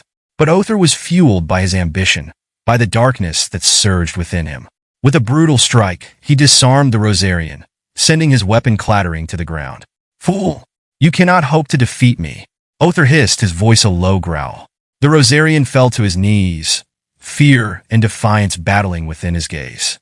"We may fall today, but the spirit of our people will rise again," he whispered, his voice trembling but resolute. With a swift motion, Othar brought Soul Cleaver down upon him, silencing those final words forever. The weight of his victory settled over him like a cloak, but beneath it lay an unsettling emptiness. The aftermath. As the last of the Rosar defenders fell, the stars above dimmed, veiled by the dark clouds of smoke rising from the burning cities. Othar stood amidst the ruins, the silence that followed deafening. Around him, his warriors cheered, their voices rising like a storm, but the victory felt hollow. The remnants of the Rosar lay scattered, their cries extinguished, their homes turned to ash. Othar's heart, once fueled by ambition, now felt heavy with the weight of what he had wrought. "This is only the beginning," he told himself, shaking off the fleeting doubt. "The universe will know my name." But as he looked upon the devastation, a shadow flickered in the back of his mind, a voice echoing, soft but persistent. "What have you become?" It whispered, a reminder of the darkness he embraced. Othar turned away from the destruction, unwilling to confront the growing unease within. "I am Othar of the Corsair," he declared, louder this time, as if to drown out the whisper. and I will carve my legend across the stars. With a final glance at the smoldering ruins, Othar ascended back to Bloodmaw, the weight of ambition heavy upon his shoulders. His dark legacy had only just begun, and the universe would tremble beneath his might. Chapter 06, Shadows of Fear. In the words of Aruna, commander of the Nyarla, fear is the shadow cast by the light of knowledge. It is the whisper of the unknown that urges us to seek the truth. The code of the Nyarla, the weight of darkness. Aruna stood on the bridge of Moon's Whisper, her gaze fixed on the swirling cosmos that surrounded her. The ship glided through the void, its sleek hull reflecting the starlight like a silver ghost. Yet, despite the beauty of the night, a palpable tension hung in the air, a darkness that clung to her heart like a shroud. The recent battles against the Corsair had left scars on her soul, deeper than any blade could inflict. The destruction of the Rosarian cities, the cries of the fallen had haunted her dreams, twisting her sleep into a torment of memories she could not escape. The light of the moon, which had once guided her, now flickered with uncertainty. What have we unleashed? She whispered to the stars, seeking solace in their indifferent glow. But the silence of the cosmos echoed back, a reminder of the gravity of their choices. The call of the elders. The Nyarla had gathered for council, their faces illuminated by the ethereal light of the ship's control panel. Aruna could sense the unease among them, the flicker of doubt in their eyes. They were warriors of the night, defenders of the weak, yet now they felt the weight of an impending storm. Commander, Tala began, her voice steady yet laced with concern. The Corsair have tasted blood and will not stop. They are emboldened by their victories, and we have seen their cruelty. What if they come for us next? Aruna met Tala's gaze, her heart heavy with the truth. The Corsair were relentless, and their ambition knew no bounds. We must prepare, she replied, her voice firm despite the tremor within. We cannot allow fear to dictate our actions. The people of the Velthora archipelago depend on us. Yet even as she spoke, a sliver of doubt wormed its way into her mind. Can we truly protect them? Can we stand against the darkness that seeks to consume everything in its path? The spirit's warning. Later that night, as Aruna sought solace in her chambers, she felt a familiar presence. The air shimmered, and from the shadows emerged Lyriel, the ancient queen of the Nyarla, her form radiating an ethereal light. Aruna knelt, instinctively bowing before the spirit. Aruna, Lyriel's voice flowed like a gentle stream, soothing yet filled with an ancient weight. The forces of darkness grow bolder, and their shadows stretch toward your hearts. You feel the fear, a natural response. But know this, fear can be both a prison and a teacher. Aruna looked up, searching Lyriel's luminous eyes for answers. How do we combat this fear, my queen? How do we confront the shadows when they seem to lurk around every corner? Lyriel stepped closer, her presence enveloping Aruna like a warm embrace. Do not shy away from fear. Embrace it, understand its lessons. It is a reminder of your humanity, of the fragility of life. But do not let it consume you. Channel it into strength. A night of reckoning. The following day, the Nyarla prepared for what lay ahead. Aruna stood before her warriors, her heart pounding with a mixture of dread and determination. Today, we face the darkness not as victims, but as guardians, she proclaimed, her voice rising above the murmurs of uncertainty. Fear will not define us. Our resolve will. But as the Nyarla gathered for their flight, Aruna's heart whispered of uncertainty. The memories of the fallen Rosar echoed in her mind, their fear, their despair. Would the Nyarla, too, fall victim to the same fate? As they soared through the night, the stars began to dim, clouds gathering like a foreboding omen. The darkness felt alive, swirling around them, and Aruna's instincts tingled with apprehension. Stay vigilant, she urged her warriors. The Corsair may be lurking in the shadows, waiting for the moment we let our guard down. The encounter, suddenly, a blip on the scanners shattered the tense silence. Corsair ships appeared from the depths of space, their forms like monstrous beasts silhouetted against the void. Othar's flag fluttered defiantly among them, a symbol of ambition and terror. The Nyarla braced themselves as the Corsair vessels closed in, weapons primed and ready for destruction. Aruna's heart raced, and she felt the fear of her warriors, a collective pulse of dread that resonated through the air. Yet, within that fear, she found a spark of resolve. Remember, we are the protectors of the light, she called, her voice steady despite the chaos unfolding. We will not let them extinguish our hope. As the battle commenced, The void erupted with energy and violence. Aruna led her warriors with fierce precision, her movements a dance of shadows and light. The Corsar charged forward, their rage palpable, but the Nyarla stood firm, wielding their asterisk. Chapter 07, Shockwares after the battle. The battlefield was silent now, but the echoes of the clash between the Orcs and the Rosarians still vibrated through the air. Craters marred the landscape, remnants of the powerful energy weapons that had been discharged without mercy. The once fertile plains, now a barren wasteland, were littered with the remains of both Rosarian guardians and the brutal, war-hardened Orcish forces. Amidst the devastation, the few remaining survivors staggered through the wreckage, their armor dented, their souls weighed down by the heavy toll of loss. The Orcs had fought with savage fury, overwhelming the highly disciplined Rosarian defenders, leaving a bloody trail that scarred the land as deeply as the weapons used in battle. This was no ordinary war, and its aftermath reflected the shocking reality of the new age of warfare, an era of shockwares, as the survivors called it. No longer were battles fought simply for land or resources. This war was something far more sinister, a clash of ideologies, of survival itself, with each side wielding not just weapons, but technology that could alter the very fabric of reality. The Rosarian technology was ancient, rooted in their deep connection with the cosmos and the mystical energies of their world. They had always prided themselves on their ability to channel the forces of nature, to bend light and time through sheer willpower.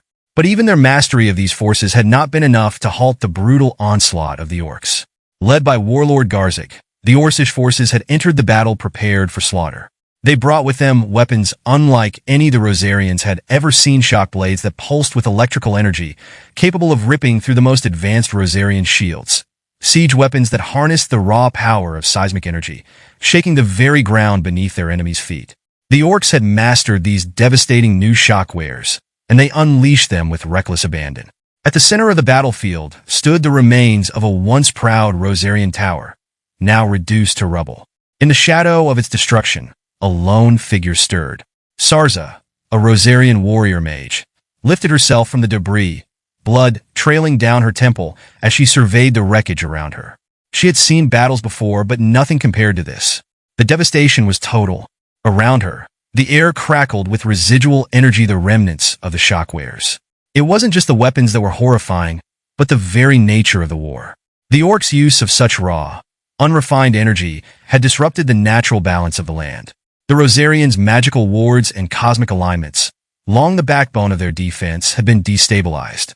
The very fabric of the planet's reality was unraveling, threatening to plunge it into chaos. Sarza, clutching her shattered staff, closed her eyes. She could still feel the aftershocks of the battle, the ripple effects of the Orcs' seismic weapons echoing through the land. There was a disturbance in the cosmic order, one that could not be easily repaired. The Orcs had not just invaded, they had damaged something fundamental. Through the haze of pain and confusion, Sarza's mind raced. There had to be a way to undo this, to restore balance before the planet itself collapsed under the weight of the damage. But first, she needed to survive. In the distance, the Orcs were regrouping. Warlord Garzik's hulking form was visible even through the rising smoke. His shockwares had torn through the Rosarian defenses like a blade through cloth, and now his eyes were set on total conquest. But the war had left even him scarred. Sarza could see it in the way he moved, slower now, as if even his body was not immune to the shockwaves that had torn through the battlefield. But Sarza knew that Garzik would not rest. The Orcs were not conquerors who reveled in peace, they thrived on chaos and destruction. As long as Garzik led them, the war would continue until every last Rosarian was crushed and their world was left in ruins. And yet, as Sarza looked around at the devastation, she could sense something else stirring in the shadows, a force older than both the Rosarians and the Orcs. The shockwares had awakened something in the land, something long buried beneath the surface. The balance was tipping, and if it fell too far, neither side would survive. In the aftermath of this brutal battle, both Orc and Rosarian would need to contend with forces far beyond their understanding. This was no longer just a war between two peoples, it had become a battle for the survival of reality itself. The air trembled with the lingering energy of war. Sarza stood tall amidst the crumbling landscape, her gaze fixed on the horizon where the last remnants of the Orcish army gathered under Warlord Garzik's command. The earth beneath her feet had yet to settle from the seismic destruction that had reshaped it, and the sky above flickered with strange hues fractured, as if reality itself was struggling to stay intact. The battle was over, but the true war had only begun. The Shockwares, those brutal weapons of unfathomable power, had done more than annihilate the Rosarian forces. They had awakened something deep within the planet's core, something ancient, something hungry. The Orcs, in their reckless pursuit of domination, had disrupted a balance that had held since time immemorial. Now, that balance was collapsing, and the land trembled with the consequences. Sarza felt it as a ripple of energy pulsing through the air, a sensation too primal to ignore.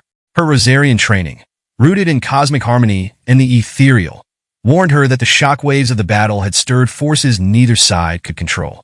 The very essence of the world was slipping, breaking apart like the cracked shells of fallen warriors. But there was no time for fear, only action. She raised her broken staff, its once brilliant crystals now dull, their energy depleted in the fight. Yet, even in its fractured state, the staff still hummed faintly, connected to the elemental forces of her people. Sarza knew what had to be done, though the path ahead was shrouded in uncertainty. A reckoning awaited not just for her, but for all who stood on this shattered ground. With one last glance toward Garzik's forces, Sarza summoned what little energy remained in her, drawing on the planet's waning life force. The Rosarian warriors, what few survived, had regrouped in the shadows, tending to their fallen comrades. They looked to her now, their eyes filled with the heavy burden of defeat. But Sarza was not ready to give in. She knew that the fate of the world, the very cosmos, hung in the balance.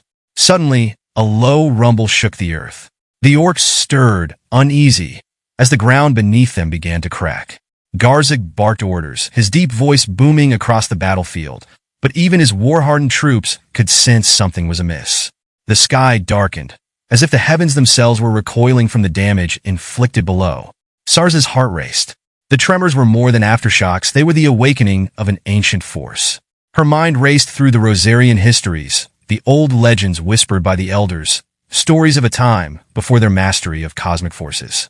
Stories of a sleeping power beneath the land, a power that once walked between worlds, but was sealed away in an age long forgotten. Now it was stirring again. The ground beneath the battlefield began to split open, revealing a deep, glowing fissure. From its depths, a blinding light shot into the sky, sending a wave of energy rippling outward. Orcs and Rosarians alike were thrown back as the force surged through the air, as if the planet itself were crying out in agony.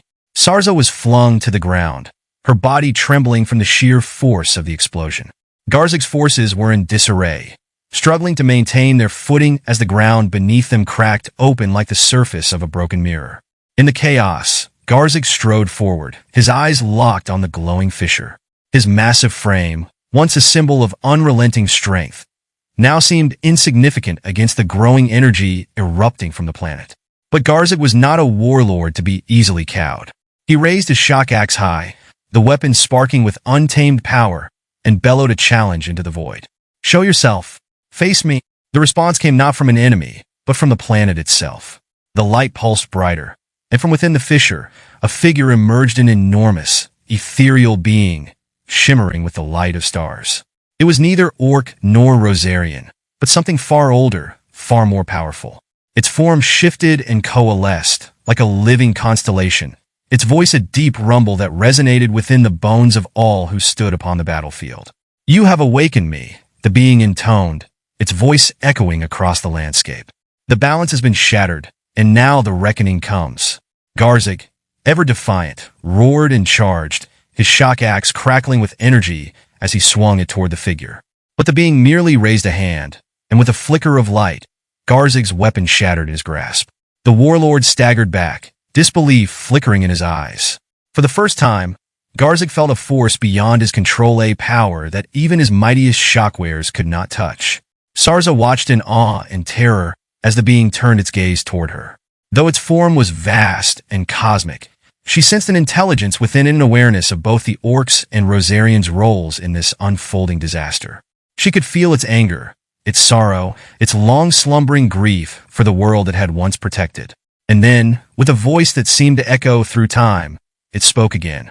"The war between you is nothing compared to what you have unleashed. The shockwares have torn the fabric of this world, and now it begins to unravel.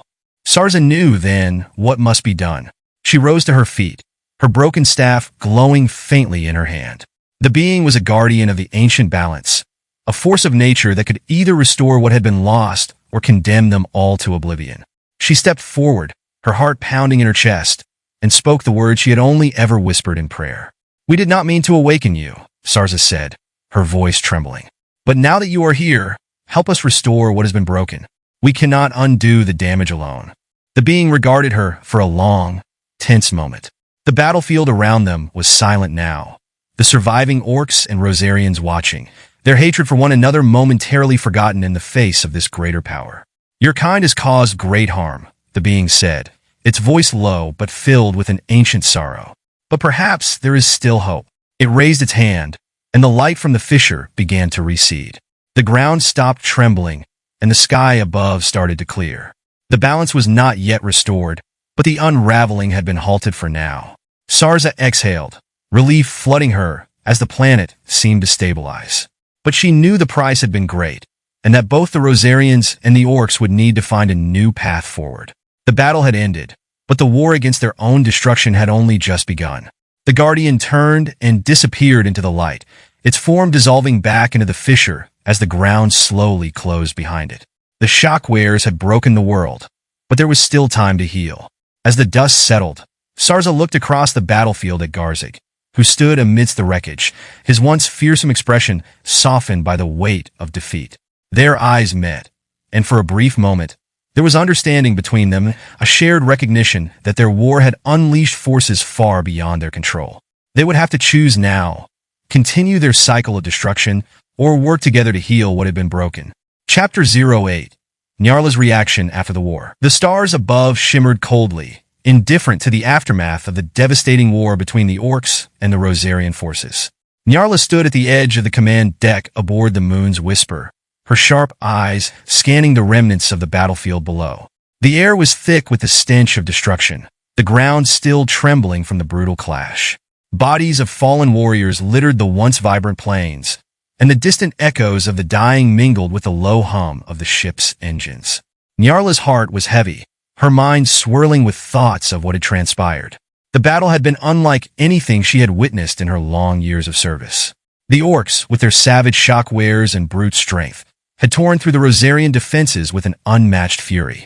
Though the Rosarians had fought valiantly, their cosmic powers and ancient technology had not been enough to stop the onslaught. The Corsair horde had begun to stir in the darkness of the universe, and it would not be long before they turned their gaze toward the vulnerable lands that lay ahead. Nyarla knew that this was only the beginning. The world had shifted, and the balance was tipping dangerously out of control. Yet, there was no time to grieve for the dead, nor to reflect on the losses they had suffered. They needed to prepare. Her thoughts drifted back to the elders of her people, the wise ones who had seen the future in their visions. They had warned of a great war, of a time when the Corsair would rise again and bring devastation to the galaxy. Nyarla had listened to their counsel, but even they had not foreseen the scale of the destruction brought by the orcs. She clenched her fists, her sharp nails biting into her palms. "We are not ready." The Nyarla had long been a people of stealth and precision, protectors of the weak and defenders of the balance. Their ships, swift and silent, moved like shadows across the stars, and their warriors fought with grace and deadly accuracy. But against the brute force of the Corsair horde, they would need more than precision and stealth. They would need strength that they had not yet fully harnessed. Nyarla turned toward her second-in-command, Tala, who stood nearby, her eyes filled with the same worry that gnawed at Nyarla's soul. "We need to prepare," Nyarla said, her voice steady despite the turmoil within her. "The Corsair will not wait long. They will come for us soon, and when they do, we must be ready." Tala nodded, her expression grim. "The warriors are already training, but the horde, they fight with a ferocity we've never seen. How can we stand against them?" Nyarla stared out at the vast expanse of space, her mind racing through strategies, plans, and possibilities. "We need to change, adapt. We must become more than what we are." She thought back to the ancient legends of their people, of the warriors who had once wielded weapons of cosmic energy, drawing power from the stars themselves. Perhaps it was time to seek those forgotten ways, to awaken the dormant powers that had long been hidden in the sacred vaults of their world. "We will unlock the ancient weapons," Nyarla said at last, her voice firm with resolve. The star blades, the cosmic armor, we must reclaim them. Only then will we stand a chance against the Corsair. Tala's eyes widened in surprise. But the star blades have been sealed for centuries. The elders dash. The elders were wrong, Nyarla interrupted, her voice hard.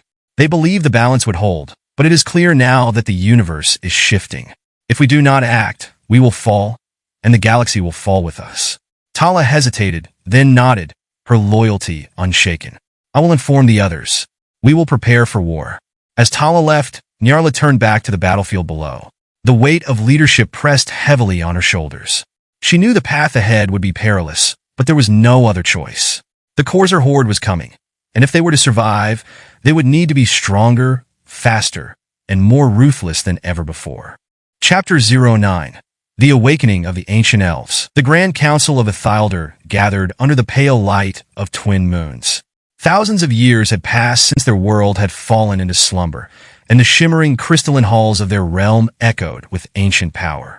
Above them, the celestial tapestries of the galaxy stretched wide, and the stars pulsed as if in response to a distant calling. It had begun with a sound, the Adhan, the sacred call to prayer traveling across time and space, reverberating through dimensions to reach Ithilder. This divine summons stirred the elves from their stasis, pulling them back to the waking world. But the call wasn't from their world. It was far, far away, from a planet known as Earth. Queen Lyriel, the high matriarch of the elves, stood before the council, her silver hair flowing like liquid starlight, her eyes glowing with a deep, ancient wisdom. Around her, the ancient lords and sages of the elves shifted uneasily, still feeling the after-effects of their millennia-long sleep. We have slept through ages, Lyriel began, her voice resonating through the chambers. And now, the universe speaks to us once more. Rhaenyr, the legendary warrior king, clenched his hand around his sword, Valder, as he spoke. This Adhan, it is divine, is it not? We heard it in our slumber, but why? From which part of the galaxy does it hail?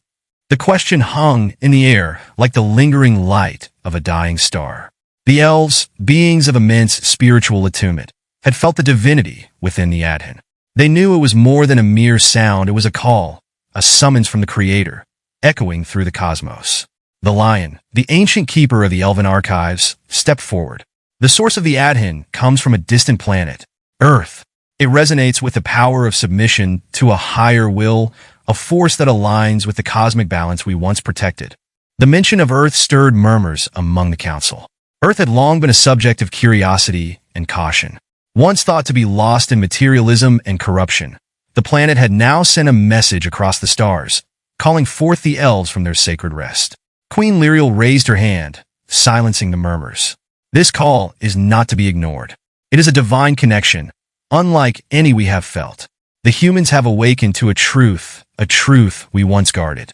Their voices are united in prayer, and in that unity, we feel the harmony we seek. Rhaenyr frowned, his voice betraying skepticism. But why now? Why do we wake after so long? Has Earth fallen into such disarray that even the Creator's call can reach us? A voice, softer yet firm, broke the silence. It was Zaina, the ethereal spirit who had chosen Nasir as Earth's guardian. She materialized within the chamber, her form shifting between light and shadow. Her presence commanded reverence, and the elves bowed their heads. Earth stands on the brink, Zaina spoke, her words carrying the weight of the Creator's will. Light and darkness wage war, as they always have, but the balance is fragile. The people of Earth have called upon the divine, seeking guidance in their time of need. The Adhan was not just a prayer, it was a cry for help, and the Creator has sent it across the stars to you, the ancient guardians. The elves listened intently, their minds racing to grasp the magnitude of the situation. Then we are to intervene? Rhaenyr asked. Are we to leave Ithilder and answer the call? Lyriel turned to Zaina, her silver eyes meeting the spirit's gaze. We must understand the depth of this summons. The Adhan is pure, and its divine nature speaks to us. But what lies behind the prayer? What awaits us on Earth? Zaina's form shimmered, and a vision unfolded before the council. They saw Earth, its cities illuminated by both light and shadow. They saw Nasir, kneeling in prayer beneath the ancient banyan tree, his heart pure, his soul alight with purpose. They saw the forces of darkness, rising creatures of chaos and discord, stirring from the depths of the unseen realms, threatening to consume all that was good. There are those on earth, Zeno explained, who seek the balance, who live in submission to the divine. But as light grows, so too does the shadow. The balance you once protected is unraveling, and it is time for you to act. Rhaenyra stood tall, his warrior's spirit awakened. Then we will answer this call. We will go to Earth, restore the balance, and fight the darkness that threatens it. Lyriel's gaze softened as she considered the gravity of their task. Yes, we will go, she said. But know this. Earth's fate is tied to more than just this struggle. The people there are rediscovering their connection to the divine, and through that connection, they hold the key to the universe's harmony. The lion, ever the sage, stepped forward once more. We must understand their faith, their connection to the Creator. The Adhan speaks to us of unity, of submission to the divine will. The humans are awakening, just as we have. Lyriel nodded, her heart aligned with the cosmic forces at play. We will journey to Earth, not just as protectors but as guides. The divine has called us to aid them in their quest for harmony, for balance between worlds. And so, the council agreed. The elves would leave Ithildur, their sacred home, and travel to Earth, where the forces of light and shadow converged. The Adhan had awakened them from their long sleep, and now they would answer its call, not just to fight but to restore the divine balance that held the universe together. As the elves prepared for their journey, they knew their path was one of both enlightenment and struggle. The galaxy, once silent, was now alive with the echoes of faith, and the elves, ancient guardians of the cosmos, would be the bridge between the seen and the unseen, the divine and the mortal. Chapter 11. The Shadow of the Past. Lyriel stood upon the balcony of the Great Hall, her silver hair shimmering in the twilight of Ithildur. The beauty of the land had been restored, but as she gazed out at the horizon, her heart was heavy with memories of a time when that beauty had been shattered. Ithildur had not always been a sanctuary of peace. There had been a time, long before their slumber, when the elves were hunted to the brink of extinction. The scars of that era still lingered in their souls, and now, with the stirring of cosmic forces and their awakening, Lyriel knew it was time to remind her people of what they had endured and what they had overcome. Gathering the council once more, she prepared to speak of their darkest history, the story that shaped the very core of their existence. The dark era of the elves. The elves of Ithildur, 75% female and 25% male, were once envied across the cosmos for their unmatched beauty, wisdom, and balance of magic and science. Their world had been a haven, a place where the natural and the mystical coexisted in perfect harmony.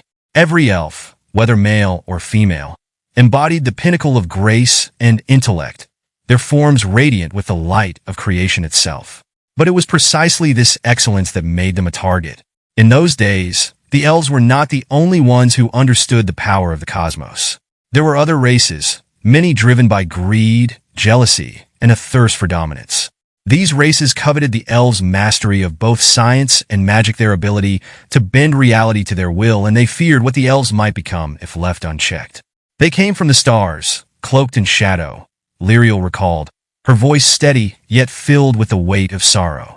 Their purpose was not to learn from us, but to conquer, to strip us of the very essence that made us who we are. The Invaders, a coalition of races led by a brutal empire known as the Zovak, descended upon Ithildur with the intent of erasing the elves from existence. They saw the elves' balance of magic and science as a threat to their reign, believing that such knowledge could be weaponized against them. They hunted us, Lyriel continued, her gaze distant as if she could see the horrors unfolding once again. Our cities burned, our forests were razed, and our people were scattered across the stars. We were driven to the edge of annihilation. In that dark era, the elves fought valiantly. Rhaenyra, the warrior king, led armies against the invaders, wielding his sword, Valder, with unparalleled skill. But even his strength could not prevent the devastation. The Zovak's cruelty knew no bounds. They enslaved those they captured, experimenting on elven bodies in their quest to harness the elves' magic for themselves. The brink of extinction. The elves were resilient, but the invaders were relentless. For centuries, the elves retreated into the depths of Ithildur's forests, their numbers dwindling as they hid from the gaze of their enemies. It was during this time that the great imbalance between males and females emerged. The invaders had targeted the male warriors most viciously, fearing their strength, and the elven males had been decimated. Only a quarter of our people remained male by the end of the war, Lyriel said, her voice filled with quiet sorrow. They became our protectors, our guardians, while the females held the knowledge of magic and science, keeping our culture alive in secret. For every male that fell, 100 females took up the mantle of scholar and sage, their powers unmatched by any other race. The elves' mastery of science became a form of resistance, hidden in the roots of their world, as their magic protected them from complete destruction. The survival and rebirth. It was during the final days of this dark age that the elves turned to a desperate plan. Queen Lyriel and the Council of Sages devised a spell so powerful it would seal their people in time, encasing them in the stasis of the crystal chambers beneath Ithilder. It was a gamble, a way to escape extinction and preserve the essence of their people until the time was right to awaken. We did not know if we would ever awaken, Lyriel admitted, but we knew that if we continued to fight, we would be no more. Our magic and our science became our salvation, intertwining to create the crystals that sustained us for millennia. The stasis crystals, which preserved both body and spirit, allowed the elves to wait out the destruction of their enemies. The Zovak Empire, drunk on its victories, eventually collapsed under the weight of its own ambition. Time passed, and the elves' persecutors vanished into history, while Ithilder slept in silence, waiting for the call that would wake them. Reflection on the present. As Lyriel finished speaking, the council sat in reverent silence.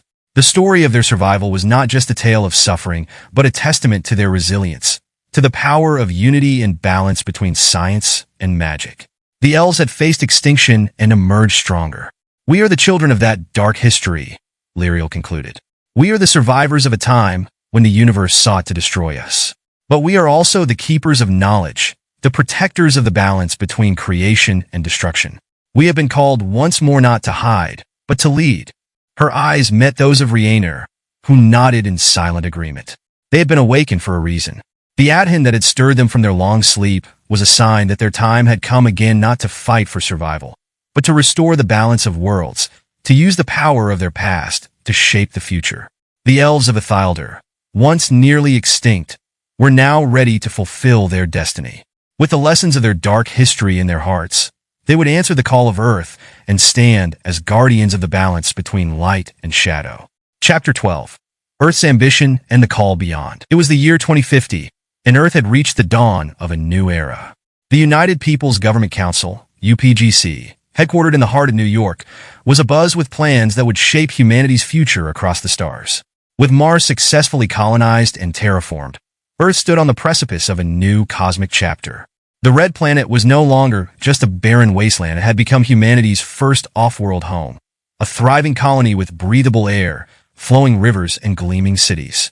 Now, the UPGC and the UNSC, United Nations Space Command, were preparing for an even greater leap. The stars beckoned, and Earth was ready to answer. The Council Chamber, a new horizon. In the towering halls of the UPGC, representatives from all over the world gathered to discuss Earth's next move. The Council, a reflection of humanity's unity, was composed of leaders from every nation, culture, and creed. The room itself was a marvel of modern architecture, glass walls displaying the bright city below, while holographic projections hovered above, showing detailed star maps and blueprints of new starships. At the head of the room stood General Elias Madani, commander of the ESC, a tall, broad-shouldered man with graying hair and eyes that seemed to have seen more battles than most could imagine. He gestured toward the holographic display, where the latest design of the UNSC's newest battleship rotated slowly. This, he began, his deep voice commanding attention, is the Eternal Light. It is the first of a new class of intergalactic vessels designed not just for war, but for exploration, diplomacy, and the protection of humanity as we venture beyond the solar system. The image of the Eternal Light was awe-inspiring. It was a massive ship, over 2,000 meters long, with sleek lines and powerful engines capable of faster-than-light travel. Its hull shimmered with an advanced energy shielding system, and along its sides were massive weapon arrays, including particle cannons and missile launchers designed to defend against potential extraterrestrial threats. After the success of the Mars colonization, General Madani continued, "We have the resources and the technology to begin our journey into the deeper reaches of the galaxy." Mars was just the beginning. The new frontier, Mars and beyond. Colonizing Mars had been the culmination of decades of hard work. Now, the cities of New Ares, Tharsis Prime, and Olympus Mons Base thrived under massive domes. Mars had become a hub of scientific research and a symbol of human perseverance, and its success had ignited the imagination of millions back on Earth. The UNSC, bolstered by new advancements in fusion technology and quantum communication, had its sights set beyond the solar system. General Madani, his gaze steady and full of resolve, turned toward the UPGC members. We plan to terraform Venus next, but our ultimate goal is the stars. We are preparing to send Eternal Light and her fleet to explore the Andromeda Galaxy. A murmur spread through the room. Colonizing Mars had been one thing, but traveling to another galaxy was an endeavor that had been the stuff of dreams. Humanity was now poised to become an intergalactic species, but with that came great risks. A councilwoman from Nigeria, Adeola Adebayo, raised her hand. General, while I admire the UNSC's ambition, I must ask what safeguards are in place? We know very little about what lies beyond our solar system. Could we be provoking something we are not prepared to face? General Madani nodded, as though he had anticipated this question. We are fully aware of the risks, Councilwoman. That's why we have equipped the Eternal Light with our most advanced AI systems, codenamed BARC. BARC is not only a tactical AI. It is capable of conducting diplomacy, analyzing potential threats, and making real-time strategic decisions. He gestured to the side, where a holographic figure of BARC appeared, a sleek, humanoid form that glowed with a soft blue light. In addition, Madani continued, the Eternal Light carries a contingent of the most elite forces Earth has ever assembled, warriors trained not just in combat, but in interspecies negotiation. The ships of tomorrow. As the Council discussed the implications of intergalactic exploration, the designs of other ships were displayed. Alongside the Eternal Light, ships like the Horizon Dawn and Stellar Guardian were prepared for the mission. These vessels were designed not just for defense, but for discovery. Each carried scientific teams specializing in astrobiology, xenotechnology, and cosmic archaeology, ready to catalog and study whatever new life forms they might encounter. Earth's technology had advanced far beyond its humble beginnings, and these ships represented the culmination of decades of innovation. Their propulsion systems, powered by zero-point energy reactors, allowed them to travel vast distances in the blink of an eye.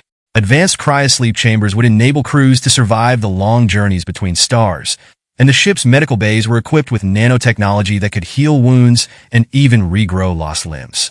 But despite these marvels, the discussion turned to the potential dangers. The dark unknown. It is not the technology one am worried about, said Councilman Ryu Takahashi of Japan, his voice tinged with concern. It's what we do not know. Mars and Venus are barren, but what lies beyond might not be. We could encounter civilizations far more advanced than us, perhaps even hostile ones. How do we prepare for that? At this, General Madani's face grew serious. We have always known that stepping into the unknown carries risks. The UNSC was created for this very purpose, to protect humanity. That's why the Eternal Light is armed with enough firepower to defend an entire planet if necessary. But I believe that diplomacy, understanding, and respect for other civilizations will be our greatest weapons. We must go as explorers, not conquerors. There was a pause as the weight of his words settled over the room. The next leap, after hours of discussion, it was clear that Earth was ready to embark on this unprecedented journey. With the Council's approval, humanity would push beyond the boundaries of the known universe. They would leave the cradle of the solar system and seek new worlds to call home. As the meeting concluded, a young diplomat from Dhaka, Fatima Rahman, approached General Madani. General, she began, I have heard whispers. Is it true that some believe this journey could have spiritual implications? That by venturing into new galaxies, we might uncover truths about the divine? Madani smiled, his expression thoughtful. The universe is vast, Miss Rahman, and filled with mysteries. Who knows what we might find? Perhaps we will discover new life, new civilizations. Or perhaps, in the quiet of the stars, we will find answers to questions humanity has been asking since the beginning of time. Fatima nodded, her eyes shining with a mixture of excitement and apprehension. Then may Allah guide us on this journey. Madani gave a respectful nod. Indeed, we will need all the guidance we can get. And so, Earth's new journey began, not just to conquer new worlds, but to seek understanding, wisdom, and harmony. The Eternal Light would be the first to venture beyond, a ship carrying the hopes, dreams, and faith of all humanity into the great unknown. Chapter 13, A Cosmic Revelation. In the quiet depths of space, under the ever-expanding skies, a breakthrough of profound significance emerged from the unassuming labs of Dhaka. Dr. M.D. Youssef, an astrological scientist with a deep reverence for both science and the Holy Quran, made a discovery that would forever change humanity's perception of the cosmos.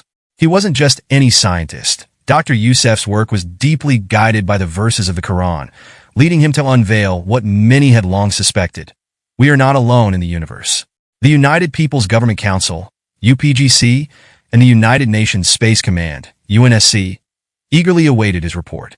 The entire council had been briefed on humanity's journey into deep space and Mars's successful colonization. Yet, this discovery brought a spiritual dimension to their endeavors that no one had anticipated. The divine blueprint, Quranic verses, and the stars. Standing before the council, Dr. Youssef began his presentation by referencing the Quranic verses that guided his research. The Quran speaks of the universe in profound ways that resonate with modern astrophysics, he said, his voice filled with conviction. He quoted the famous verse from Surah Al-Anbiya. Have those who disbelieved not considered that the heavens and the earth were a joined entity, and we separated them and made from water every living thing? Then will they not believe? Quran 21:30. This verse had long intrigued scientists, as it echoed the modern understanding of the Big Bang Theory, where the universe originated from a single point and expanded outward. It also spoke to the essential role of water, the building block of life, suggesting that life might exist elsewhere in the universe. Youssef explained how these Quranic insights paralleled modern astronomy. His study of distant star systems, aided by powerful telescopes and cutting-edge AI, led him to the discovery of exoplanets with conditions similar to Earth. These worlds, located light years away, had atmospheres rich in water vapor, an essential ingredient for life as we know it. And the Quran says in Surah 88, "And the heaven we constructed with strength, and indeed, we are its expander." Quran 51:47. Dr. Youssef continued.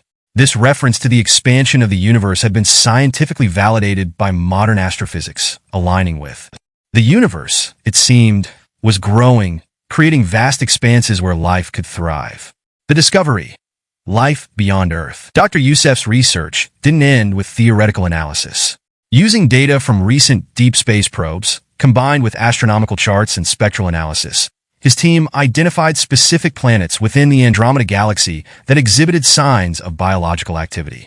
The planets showed patterns of infrared emissions that suggested the presence of organic compounds, possible signs of microbial life or more advanced civilizations.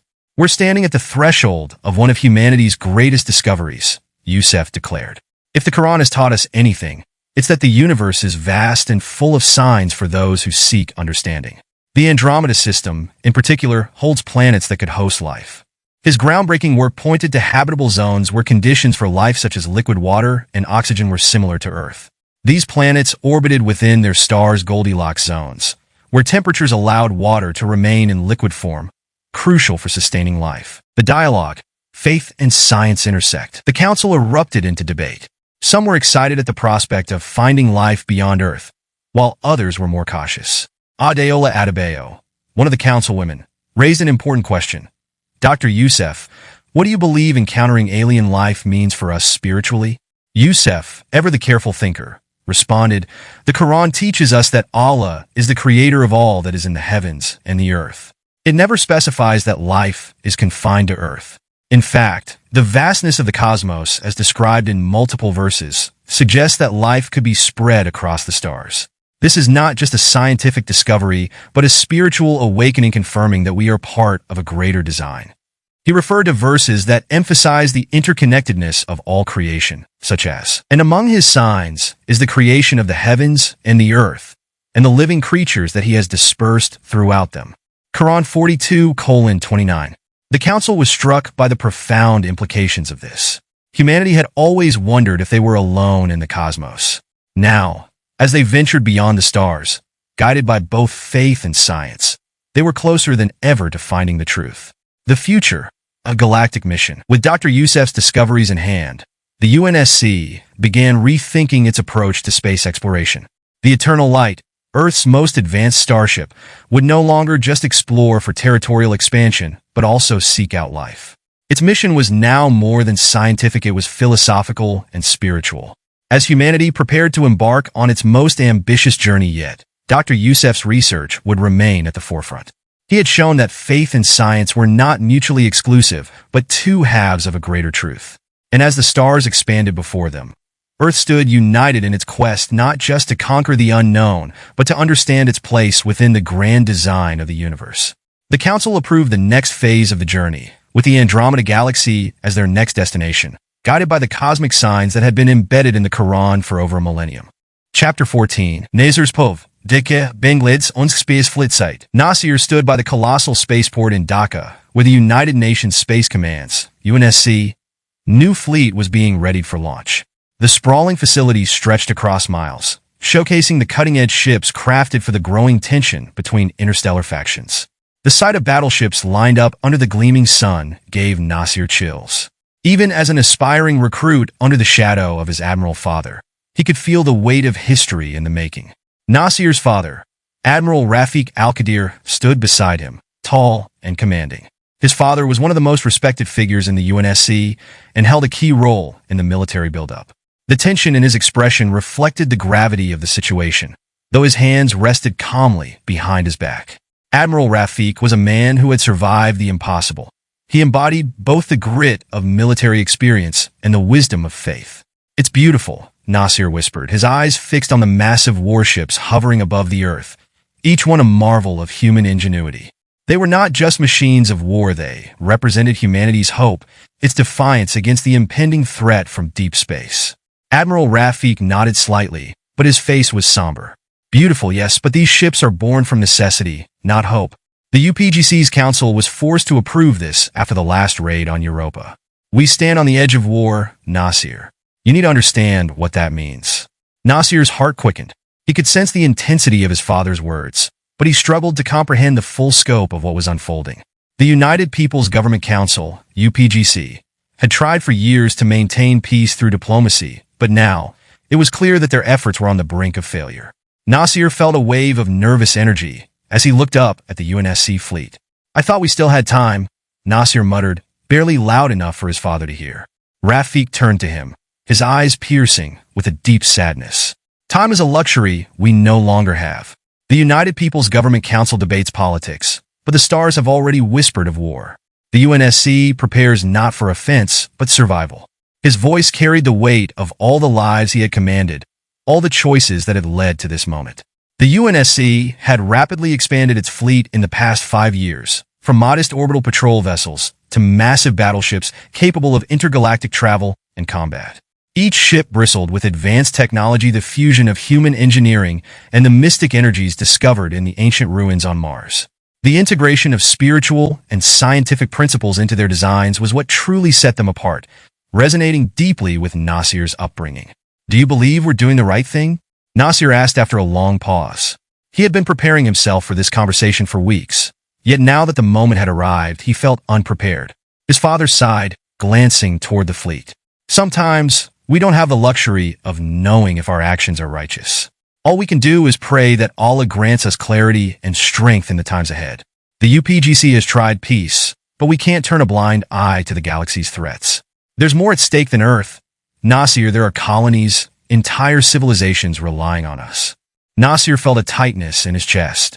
His father's words, though wise, stirred something deeper, a sense of duty, and not just to the UNSC or the people of Earth, but to the larger destiny he had been feeling for months now. The world had changed, and with it, his own journey was shifting into unknown territory. His thoughts flickered back to the mysterious spiritual awakening he had experienced under the banyan tree in Dhaka, where he had felt a connection to the divine forces guiding their universe.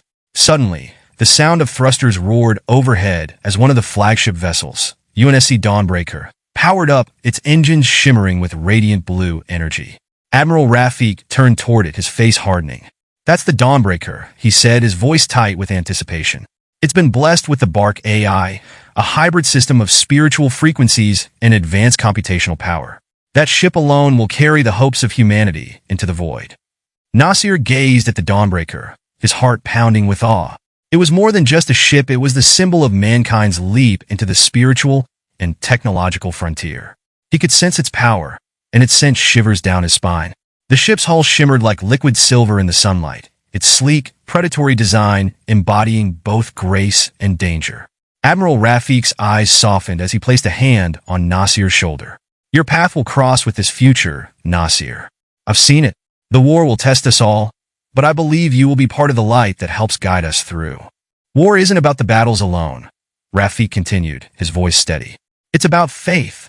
It's about knowing, deep in your heart, that even in the darkest moments, there is hope. And sometimes, that hope is a ship, an army. Sometimes it's a prayer. Nasir looked down at his own hands, clenching them briefly. I just hope I'm ready. His father's expression softened into a rare, proud smile. You'll never be truly ready for war, Nasir, but you can always be ready to defend what's right. The father and son stood together, watching the UNSC fleet ascend into the heavens, knowing that the future they were racing toward would forever change them both.